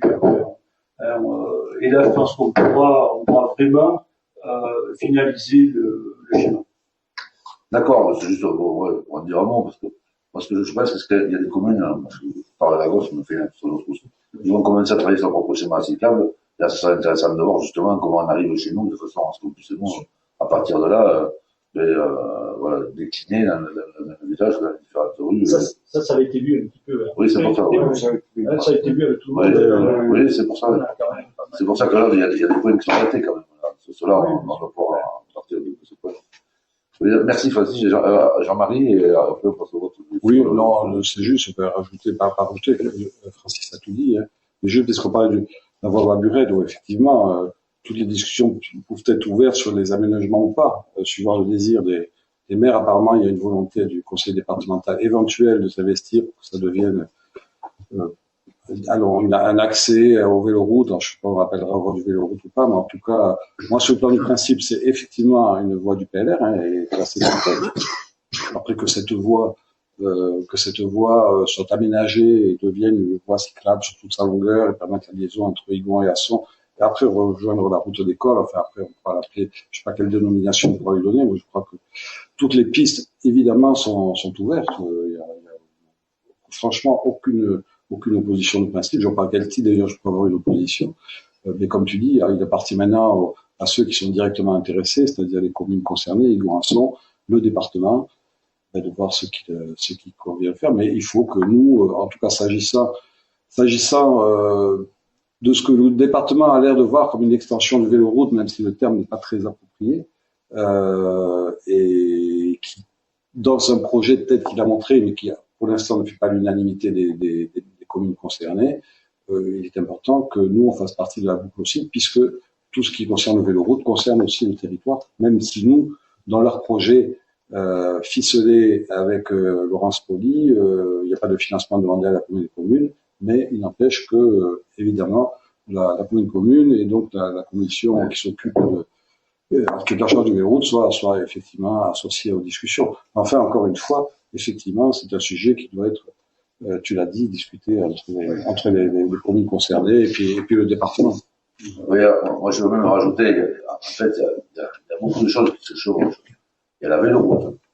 La véloroute, c'est ce que c'est un programme départemental qui est financé et réalisé par le conseil départemental. Et la région. Avec des subventions de la région et des communes. Mais avec maîtrise d'ouvrage du département. Il y a les sentiers de randonnée qui sont sous maîtrise d'ouvrage de la communauté de communes et qui peuvent être financés par des subventions du conseil départemental, de la région, c'est pas notre propre. Et puis il y a le schéma de piste cyclable qui rentre là dans la commission mobilité et qui est aussi une maîtrise d'ouvrage de la communauté de communes et qui peut être financé là aussi, bien sûr, avec des subventions du département. Mais voilà, ce sont même des choses différentes. Là, donc on peut tout faire. Et là vient de se greffer par-dessus, d'après ce que j'ai compris, les liaisons entre la véloroute et certaines routes d'école. Alors, a priori, c'est pas un programme, moi j'étais un peu surpris que c'est pas un programme qui a été voté ou alors, j'ai pas tout vu, en session, mais qui aurait été sorti pour subventionner des communautés dans le Pays Basque ou la Soule, et donc ils pourraient appliquer ce programme. Mais c'était pas un programme a priori officiel, donc c'est un truc inventé, mais qui pourrait s'appliquer aussi chez nous. Bon, en fait, on s'en fout tant qu'ils payent. Mais sauf que pour l'instant, ils payent, mais je sais même pas comment, parce que il y a une maîtrise d'ouvrage du département, il ne peut pas faire une maîtrise d'ouvrage du département sur des trucs s'il n'y a pas une politique de voter, il ne peut pas la vouloir, on le sait. Donc, je ne sais pas trop comment c'est à l'appliquer. Ce qui est sûr, c'est que, a priori, les maires sont intéressés. Après, il y a la question du revêtement et autres, ça, c'est même pas le sujet, parce qu'on n'a jamais eu l'intention d'aller bétonner ou tout le monde. Donc, ça, c'est une discussion à mener tranquillement entre les uns et les autres. Par contre, le cadre dans lequel on va le faire est important. On peut le faire dans tous les cadres. Soit en véloroute, soit en schéma cyclable, soit en ceinture de randonnée, soit même en route d'école si jamais elle est officialisée ou qu'ils en font quelque chose. Moi, ça ne me gêne pas qu'on officialise au niveau du département une liaison entre la véloroute et l'école. Sauf que s'il avait officialisé, on aurait déjà demandé sûrement il y a longtemps. Ça, on ne savait pas, donc on ne l'a pas demandé. Mais a priori, ils en avaient fait ailleurs. Bon, c'est bizarre, mais bon, pourquoi pas. En même temps, le schéma cyclable, lui, n'était pas destiné à aller monter jusqu'au col. C'était pas lui, puisque c'était les plaines. Ça, c'était les sentiers de randonnée. Donc voilà, il y a plein de choses qu'on peut faire. On prendra le temps de discuter. Mais en même temps, j'ai l'impression que tout n'est pas clair, y compris au niveau du département, parce que aller nous inventer des maîtrises d'ouvrage sur des choses qui n'ont pas été votées et sur lesquelles ils n'ont même pas la propriété, parce que là, ils diraient que vous le sur des parties qui ne sont pas elles, il faut qu'ils acquièrent certains morceaux. Je ne sais pas trop, bon. Évidemment, quand c'est payé par eux, ils s'en foutent, ils sont contents. Mais quand on est élu là-bas, on s'intéresse quand même à savoir si on a voté quelque chose ou pas. Alors, a priori, je ne pense pas d'en avoir. En tout cas, ce qui est sûr, c'est que cette réflexion, oui, elle va se mener exactement comme tous les autres parties des chemins cyclables ou des sentiers de randonnée. Et ça, c'est pas gênant. Alors, les gens discutent entre eux, puis à la fin, là où on est d'accord, on fait un choix et on y va et on rentre dans un cadre de notre choix. Bien fait, pour l'instant, on n'en est pas encore là. Donc, pour l'instant, ce que je voudrais, c'est au moins faire voter le fait que nous avons terminé le schéma de cyclable en s'appuyant sur une étude de faisabilité, avec une étude de faisabilité, on demandera l'intervention de la PGL. Et le but aujourd'hui, c'est ça. Et donc, si, voilà, la PGL, on connaît tous, c'est l'Agence publique de gestion locale. D'ailleurs, c'est assez intéressant de passer par eux, parce qu'en même temps, tous les villages passent aussi par eux pour la définition de leurs propres travaux, souvent, en tout cas, pour la définition de leurs propres travaux, de leurs pistes cyclables, de leurs aménagements routiers. Donc, c'est aussi intéressant qu'ils puissent faire le lien entre les uns et les autres. Donc, la question qui se pose là, dans la présente délibération, merci à Francis et à Jean-Marie de leur intervention sur ces schémas cyclables. En fait, ça avait été mis à l'actualité par Marc Labatte, puisqu'il avait posé une question en bureau, alors qu'on n'était même pas au courant encore ici de ce qu'il faisait. Donc, on commence à comprendre un peu. Mais en tout cas, la question, c'est bien l'intervention de l'appel à une prestation de l'APGL pour le schéma cyclable. Voilà. S'il y a des questions, alors sur tout ordre de sujet, sur tout ce qu'on vient de dire, ou sur l'APGL, allez-y, je suis ouvert à tout, à toute question, à toute observation. S'il n'y en a pas, je passe au vote dans 30 secondes. Je vous laisse 30 secondes. C'est comme M. Cyclopède, même sauf que là, il n'y a pas de cyclopède. Je peux faire tic-tac, tic-tac. Et si personne oui. Ouais, c'est Marc Labatte. Bon, puisque tu m'as cité, effectivement, je suis intervenu en bureau là-dessus, mais sans polémique aucune, c'était parce que moi aussi, j'avais appris ce projet au niveau de la communauté de communes. Bon, depuis ce temps-là, bon, moi j'ai discuté avec Marc Anton. Jean-Henri Berger m'a également appelé, puisqu'il m'a dit que c'était lui qui était à l'origine de ce projet, et je crois bien, d'après ce que j'ai compris.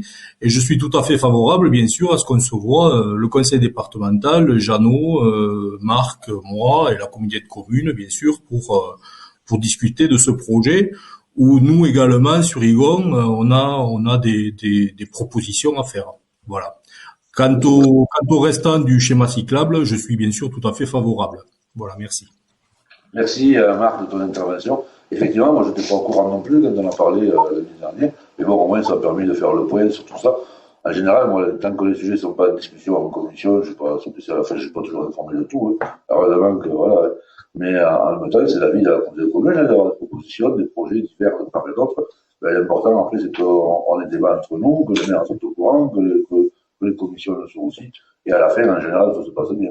Donc voilà, c'est jamais que la normalité de la communauté commune. Voilà, donc aucun souci pour moi. On passe au vote. Est-ce qu'il y a des votes contre, des abstentions? Tout le monde est pour, je vous remercie. Le sujet suivant. Le sujet suivant est le contrat local de santé avec un avenant de prolongation sur le contrat local de santé parce que à cause du Covid, à cause de la santé, il n'a pas pu aller jusqu'au bout et il faut un an de plus à Marie.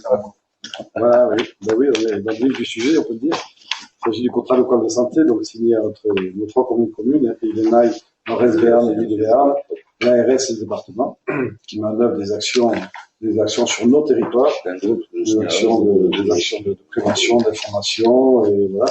Ben, il se trouve que 2020, beaucoup d'actions n'ont pas pu se mettre en place du fait du Covid, et que donc le comité de pilotage de ce contrat local de santé à l'unanimité a demandé à proposer à ce qu'il soit reporté d'un an, c'est-à-dire que l'échéance finale était initialement au 1er décembre 2022, ça soit prolongé au 1er décembre 2023, les autres territoires ont voté dans le même sens.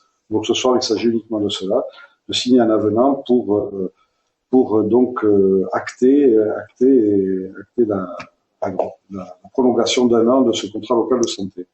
Voilà, c'est tout simplement ça. Très bien, Jean-Marie, merci. Contrat local de santé, donc beaucoup d'actions se font à l'espace de vie sociale en ce moment. Toujours. Certaines actions peuvent se faire à l'espace de vie sociale. Michel peut en parler aussi. Mais certaines actions se feront aussi ailleurs. Il y a des actions qui ont été faites aussi.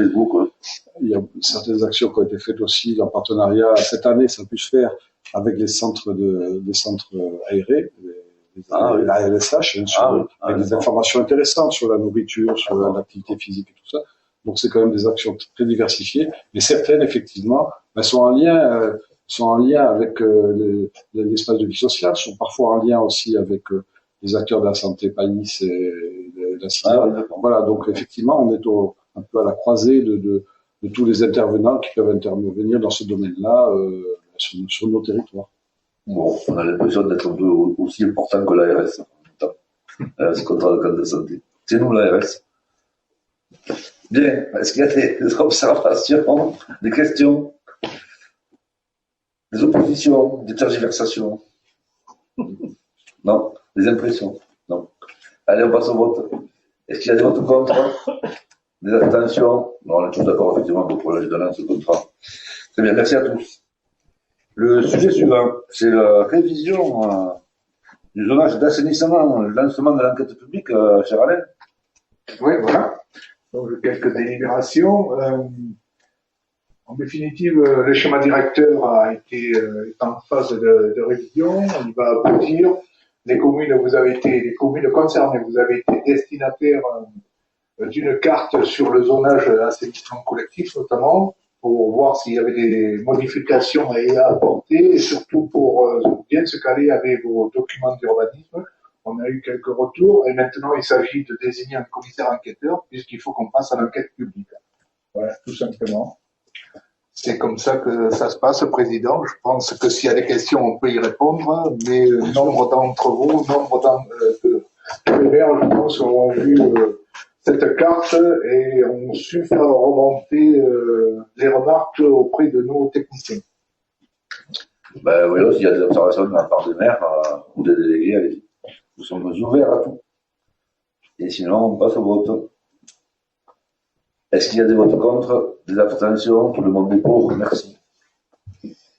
Le sujet suivant, c'est l'assainissement, l'étude d'analyse des risques de défaillance de 4 stations d'épuration. C'est la délibération que nous avons demandé à rajouter, à pouvoir rajouter.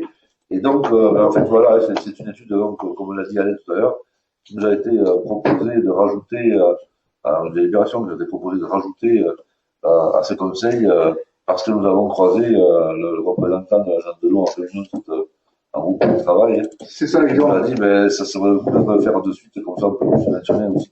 En général, pour les subventions, on ne traîne pas. Donc on n'a pas traîné et c'est pour ça qu'on l'a proposé. Allez. Oui, je ne rajouterai pas grand-chose de plus. Notre directeur a été très réactif et il nous a demandé s'il était possible d'intégrer à l'ordre du jour cette délibération. Donc, j'en parlais précédemment, en début de séance, lorsqu'il s'est agi de voter pour savoir si vous vouliez l'intégrer. Donc, aujourd'hui, l'étude est estimée à 11 000 euros. L'agence de l'eau viendrait à hauteur de 50%, 5 500 euros. Le conseil départemental, dans le cadre de Naïad, apporterait 20%, il y aurait 30% de financement de la Concom, c'est-à-dire 3 300 euros. Je pense qu'il ne faut pas passer à côté de ces aides que l'on peut aller chercher, notamment au niveau de l'agence de l'eau. Voilà. Ouais, déjà, quand tu me parles comme ça, sur le dépôt de subvention, je ne sais pas. Tu me parles chaque fois comme ça, Alain, on te dirait oui chaque fois tout de suite. Enfin, là, quand même, on va poser la question à tous nos maires. Est-ce que vous avez des observations avant de passer au vote? Et nos délégués, pas seulement les maires, les délégués. Non, pas d'observation. On est tous d'accord pour aller chercher 70% de subvention. Pas de vote contre, pas d'abstention. Allez, merci à tous.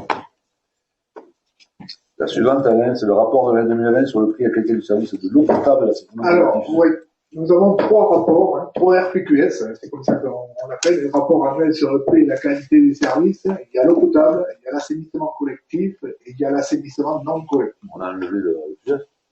Le PGL est enlevé, ce n'est pas un RPQS, c'est un porté à connaissance du service. On a souhaité quand même de la transparence. Oui, on a souhaité que tous les élus et que nos administrés sachent exactement ce qu'ils ont fait. Alors, ce rapport, il ne faut pas voter, hein, là aussi, c'est un porté à connaissance. Hein. Donc, on en prend connaissance. Bon, c'est la photographie de l'année écoulée, hein, sur tout ce qui s'est fait sur ces 3 services-là. Je ne vais pas en détailler un plus que l'autre. Hein. En gros, je disais que la pandémie avait arrêté les entreprises, avait bloqué les entreprises pendant 3 semaines. Mais in fine, on a bien avancé puisque les chantiers ont bien débuté. L'assainissement collectif, nous sommes sur la commune de Lagos et ça a bien, la commune du président et ça a bien travaillé, je dirais. Ensuite, sur l'eau potable, vous avez vu, j'espère que vous avez lu tous ces rapports, il y a quelques pages, et je tiens quand même à remercier les chefs d'exploitation, les 4, qui ont fait un travail remarquable parce qu'il est vraiment détaillé. Alors ce rapport, il faut qu'on le présente dans les 9 mois qui suivent. Donc, il y en a des bons, tu peux les citer, il y a Maxime. Alors il y a Maxime Casajos pour l'assainissement collectif, Jean-Charles Gauquest pour l'assainissement non collectif, et Coralie Daigris pour l'eau potable. Donc, et le bureau d'études, Étienne, non? Le bureau Étienne qui a un peu piloté tout ça, et pour le pluvial, c'est Marc Banquet. Ouais. Donc, tout le monde participe. Ouais. Donc, vous avez tout ce qui s'est passé sur l'année. Il faut savoir que c'est un service qui fonctionne très bien. Hein. Je pense que ce rapport, il est également à la disposition des abonnés. Hein. Il faut le savoir, hein, ainsi que des communes. Hein. Il est sur le site du Serpent. C'est ça. On peut aller le feuilleter. Bon, moi, je l'ai édité pour l'avoir sous les yeux si vous me posez des questions éventuellement. C'est vrai qu'il est assez complet. Voilà. Rajouter quoi rien de particulier. S'il y a des questions, je suis prêt à y répondre. Alors moi, je vais te rajouter un truc qui n'a rien à voir avec le rapport, mais avec le travail effectué, parce que tout j'ai assainissement à Lagos en ce moment. Ouais. Et j'ai failli te faire un mail hier soir. Et en rentrant de prendre là, de marcher au point il fait nuit, là, comme ça je suis tranquille, hein, je suis pas embêté. Et sauf que je me suis endormi, parce que je me suis réveillé, j'avais Azertio sur le fond. Et en fait, non, j'ai trouvé que moi je passe souvent le soir, qui travaillent vraiment, 2 entreprises qui travaillent remarquablement. Les chantiers, alors, à l'intérieur, je sais pas trop ce qu'ils font, parce que je vais pas voir si les tuyaux sont bien raccordés, tout ça, mais ça, je sais que vous le contrôlez vous, il n'y a pas de souci. Mais les chantiers sont impeccables, régulièrement. Ils sont toujours propres le soir quand ils s'en vont. En état de sécurité complet, complètement bien rangé dans un coin, même quand c'est fermé, c'est très signalé. Tout est balayé, nettoyé. On ne se rend même pas compte qu'ils ont travaillé toute la journée. Et vraiment, je vois même s'ils font pas un revêtement parce qu'ils ont terminé, parce que c'est même roulable. Et là, ce week-end, alors qu'ils étaient tous en travaux à 2 carrefours importants, ils ont carrément tout plié, tout rangé sur les côtés, laissé le passage complet dans le village. Vraiment, je trouve que c'est vraiment des entreprises qui font un super boulot. En plus de ça, ils sont super gentils avec les gens. Ils répondent aux questions, aux informations. Je vais faire quand même un mail, parce que je crois que c'est important que même que les équipes, que les patrons sachent aussi ce qui se passe sur le chantier. Je trouve vraiment, moi je connais pas la remontée, d'ailleurs je me manque de le dire aux gens de Lagos, regardez comment c'est propre. C'est vraiment, ça donne une belle image d'entreprise, ça donne une bonne image du chantier. Moi du coup j'ai pratiquement tous les gens, alors je sais pas, des fois on n'ose pas le dire parce que je dis demain ça va peut tomber. Non, vraiment j'ose le dire parce que moi qui suis quand même issu du bâtiment public, j'en ai vu le chantier, et vraiment c'est un très très beau chantier, c'est très bien mené, les entreprises qui ont vraiment l'envie de faire un bon travail et de bien s'intégrer dans les villages, chapeau. Vraiment, là, je tiens à le dire à tout le monde, c'est vraiment chapeau. Merci. Bon, tu as fait remonter quand même ces remarques au service. Ils en sont très heureux de voir quand même que ça fonctionne bien. Alors, historiquement, ce sont des entreprises qui travaillent sur le pays de Naï depuis pas mal de temps. Mais bon, il n'y a pas de clientélisme par rapport à ces entreprises. Il faut savoir que dans le cadre des marchés, ils le savent parfaitement, c'était les moins de 10 ans, mais c'est également les mieux de 10 ans. Parce que franchement, comme tu le dis, ils essaient d'être, comment dire, très réactifs lorsque les administrés demandent quelque chose. Et, voilà, il n'y a pas de fausse note. Et on a vraiment... Et en plus, les équipes que tu as à Lagos, ce sont des acteurs du territoire, ce sont des ouvriers qui habitent sur le pays de Naï, la majeure partie d'entre eux.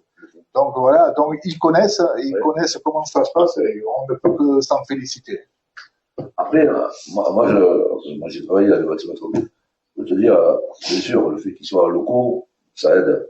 Mais une entreprise, quand elle est structurée de cette façon, il n'y a pas de souci, elle va le faire partout.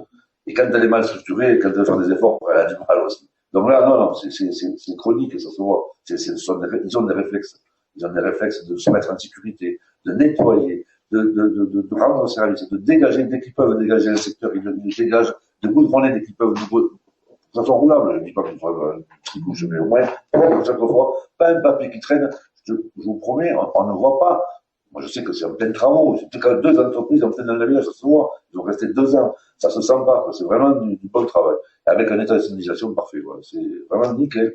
Et là, ils ont même voulu dégager complètement les voies, ils ont tout sorti du milieu, ils ont tout, c'était nickel, tu pouvais passer, ils avaient tout mis sur des trottoirs, sur des côtés, avec des barrières de sécurité, c'est-à-dire que c'était même pas empiété sur la voie, tout signalé, tout empaqueté, rangé, ça, vraiment, je te dis, mais, bravo. Et puis, ce qu'il faut savoir, et ce qu'on avait voulu à l'époque, c'est avoir la maîtrise d'œuvre propre, ne pas passer par des bureaux d'études qui ne sont pas présents. Ça veut dire que nos agents, ils sont derrière et ils le surveillent de façon régulière, même sur l'apport de cailloux, parce qu'on peut avoir des marchés, et ensuite, ils peuvent plus ou moins biaiser et ne pas mettre le caillou qui est dans le cadre de ce marché. Donc, avoir la maîtrise d'œuvre en direct, en régie, au niveau de la communauté, ça c'est super important. On a le directeur qui est et qui va y être derrière. Si ça se passait pas bien, ils sauraient le leur dire et ils le savent aussi. Donc voilà, ça c'est super important. Là, t'as les chefs de chantier, là, ils s'approchent, les ouvriers te disent bonjour, en fait, c'est vraiment, je te dis, moi, j'ai travaillé, je pense que j'y reviendrai, il faut que j'apprenne comment ils font cela, parce qu'on n'avait pas cette application à l'époque, c'est vraiment du coup, voilà. Moi, j'apprends beaucoup. Voilà, Francis. Après, je ne vais pas m'en servir, c'est pas demain que je reviens du chantier, ça m'en parlerait, mais bon. Oui, moi, simplement, un témoignage en 30 secondes. Même chose, sur Baudrex, ce sont les mêmes entreprises qui ont fait l'assainissement chez nous. Ils sont restés plusieurs mois et le travail a été impeccable. C'est incroyable de voir des entreprises avec une telle, bon, tu l'as dit, professionnalisme, un tel professionnalisme, et puis aussi vis-à-vis de nos populations. Ils sont très proches, ils prennent le temps de répondre aux questions qu'on leur pose, s'il y a des gens qui doivent sortir une voiture alors que c'est bloqué, ils sont prêts à bouger tous leurs engins en service. C'est vraiment, ça m'a bluffé, également, comme toi, je tenais à le dire, parce que bon, il n'y a pas que chez le président, c'est dans toutes les communes de la communauté des communes que ce service, cette qualité, donc on l'a obtenu. C'est important que vous ayez ces retours. Parce on peut le dire à Francis parce qu'on est candidat ni l'un ni l'autre. Alors, il y a vraiment, on n'a rien à vendre. Non, mais nous, les Verts, quand on se dit que l'assainissement collectif va arriver dans notre commune, on est toujours inquiet. Quel chantier, comment ça va se passer et comment on va faire. Et c'est vrai que le fait d'avoir des entreprises qui soient aussi professionnelles, et ça se passe bien, parce que bon, j'ai à côté de moi Michel Mendiel pour Border, on va venir dans 1 an, 2 ans, il s'inquiète toujours, il dit comment ça va se passer. T'inquiète pas Michel, les entreprises, c'est elles qui ont le marché, et ça se passera bien comme ça s'est passé bien à Baudrex, à Lagos, et ça s'est passé bien à Beuz. Oui, c'est vrai que j'ai des passionnés d'une bonne réputation, c'est pas un souci, on n'a aucune raison de s'inquiéter particulièrement. Enfin, voilà, je tiens à le souligner. Bien, pardon pour cet intermède, mais en même temps, voilà, c'est important de savoir qu'on est-ce qu'il y a des questions par rapport à ça? Ouais. Alors, s'il n'y a pas de questions par rapport à ça, on peut s'appeler par rapport au rapport de l'année 2009. Sinon, on passe au rapport suivant. Oui, mais bon, je pense que sur les 3 rapports, on va pas. Oui, voilà. On répond ces 3 rapports, on est d'accord. On répond aux questions. S'il n'y a pas de questions, on passe pas au vote. Donc voilà. D'accord. S'il n'y a pas d'observation, on continue. C'est ça. Comprise des réseaux de lotissement, Camille Méda à Angaïs. C'est toi qui nous en parles aussi, alors. Oui, là où nous avons des délibérations de type, les contrôles ont été faits sur tous ces réseaux. La commune récupère aujourd'hui, intègre plutôt cette voirie en voirie communale, et nous autres, on va récupérer ces réseaux. Les contrôles ont été effectués, donc il n'y a pas de souci. Pour nous, délibération favorable, après l'avis favorable de la commission également, et du bureau. Il y a 3 lotissements, il me semble. En Gaïs, il y en a 2. En Gaïs, Pardis. Et Pardis. Il y en a un à Pardis, Pétate et Marceau. C'est ça, les Bartol. Pierre Bordena avait en Gaïs. C'est ça. Et là, on avait Camille Méda en Gaïs. Donc 2 en Gaïs, 1 à Pardis, et un job d'été dans les séances de délibération. Dans les trois, les contrôles ont été réalisés conformément aux préconisations et aux demandes des serpents. Voilà. Et pas d'observation particulière. Est-ce que là, par contre, on vote là? Oui. Est-ce qu'il y a des votes contre? Alors, est-ce que vous voulez d'abord un vote séparé sur les trois ou est-ce qu'on vote les trois ensemble? Oh, les trois ensemble, Sauf observation, on vote les trois ensemble. Est-ce qu'il y a des votes contre? Est-ce qu'il y a des votes, des abstentions? Non. Donc, ou vous êtes déconnecté ou vous êtes pour. Est-ce que vous nous entendez encore? Il y en a qui nous entendent, hein? Oui, on est là. Oui, on vous entend très bien. Non, d'accord, merci. J'avais peur d'être déconnecté depuis une demi-heure. Il aurait fallu recommencer. Bien. Alors, merci, allez. La délibération suivante, c'est pour Michel. C'est les accroissements temporaires de l'activité saisonnière, les jobs d'été. Non, ça pourrait être Cathy d'ailleurs. C'est Cathy Bononi, pardon, c'est pas Michel du tout, c'est Cathy. Et on parle bien des ressources humaines. Cathy? Je peux y aller? Je peux intervenir ou pas? Nous t'écoutons, Cathy. Alors là, il s'agit de job d'été, hein. Donc, pour le service technique. Vous m'entendez? Oui, très bien. Alors, t'as parfaitement, ça c'est sûr. D'accord. Alors, je répète. Donc, c'est pour le service technique. Donc là, c'est un contrat saisonnier à temps complet du 15 juillet au 15 août. Donc, c'est pour des missions d'espace vert, de rangement des stocks, manutention, en binôme avec l'agent, bien sûr, hein. Après, il y a toujours, ça reste que des jobs d'été, hein, moyens généraux, un contrat saisonnier à temps complet aussi, du 15 juillet au 15 août.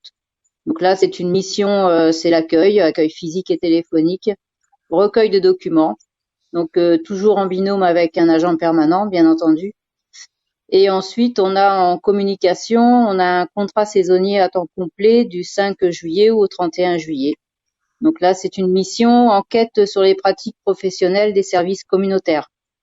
Donc là, c'est enquête auprès de la population sur les attentes en la matière, entre autres.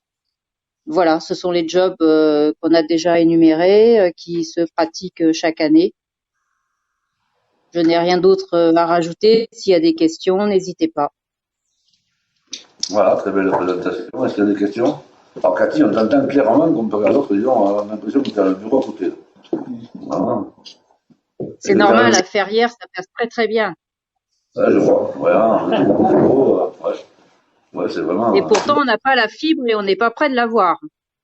Mais ça, j'ai compris. Merci. Ils ont le cabord, hein. Mieux qu'à bord, même. Ou qu'à Mirapec. Des fois, je vais pas dans l'avion à l'entendre. À bord, ça allait, là. Parce que c'était nombreux par la même temps. Bien. Est-ce qu'il y a des questions, Cathy, non? Tout le monde est d'accord? Il n'y a pas de vote contre, pas d'abstention, tout le monde est d'accord avec la. Bon, je vous remercie. Et est-ce que c'est la dernière question, monsieur le premier vice-président, il n'y avait pas d'autre délibération? Non. Madame la responsable des assemblées, pas d'autre délibération non plus. Donc écoutez, on a terminé les délibérations. On peut vous entendre sur tout autre sujet ou toute autre question si vous avez envie. Et sinon, on vous laissera rentrer chez vous. Vous êtes déjà d'ailleurs. On vous laissera ouvrir les bouteilles ou le frigo. Si vous voulez. La gazinière. On arrête. Allez. Excellente soirée à tous alors et merci beaucoup pour votre participation et votre attention. Bonsoir à tous. Au revoir.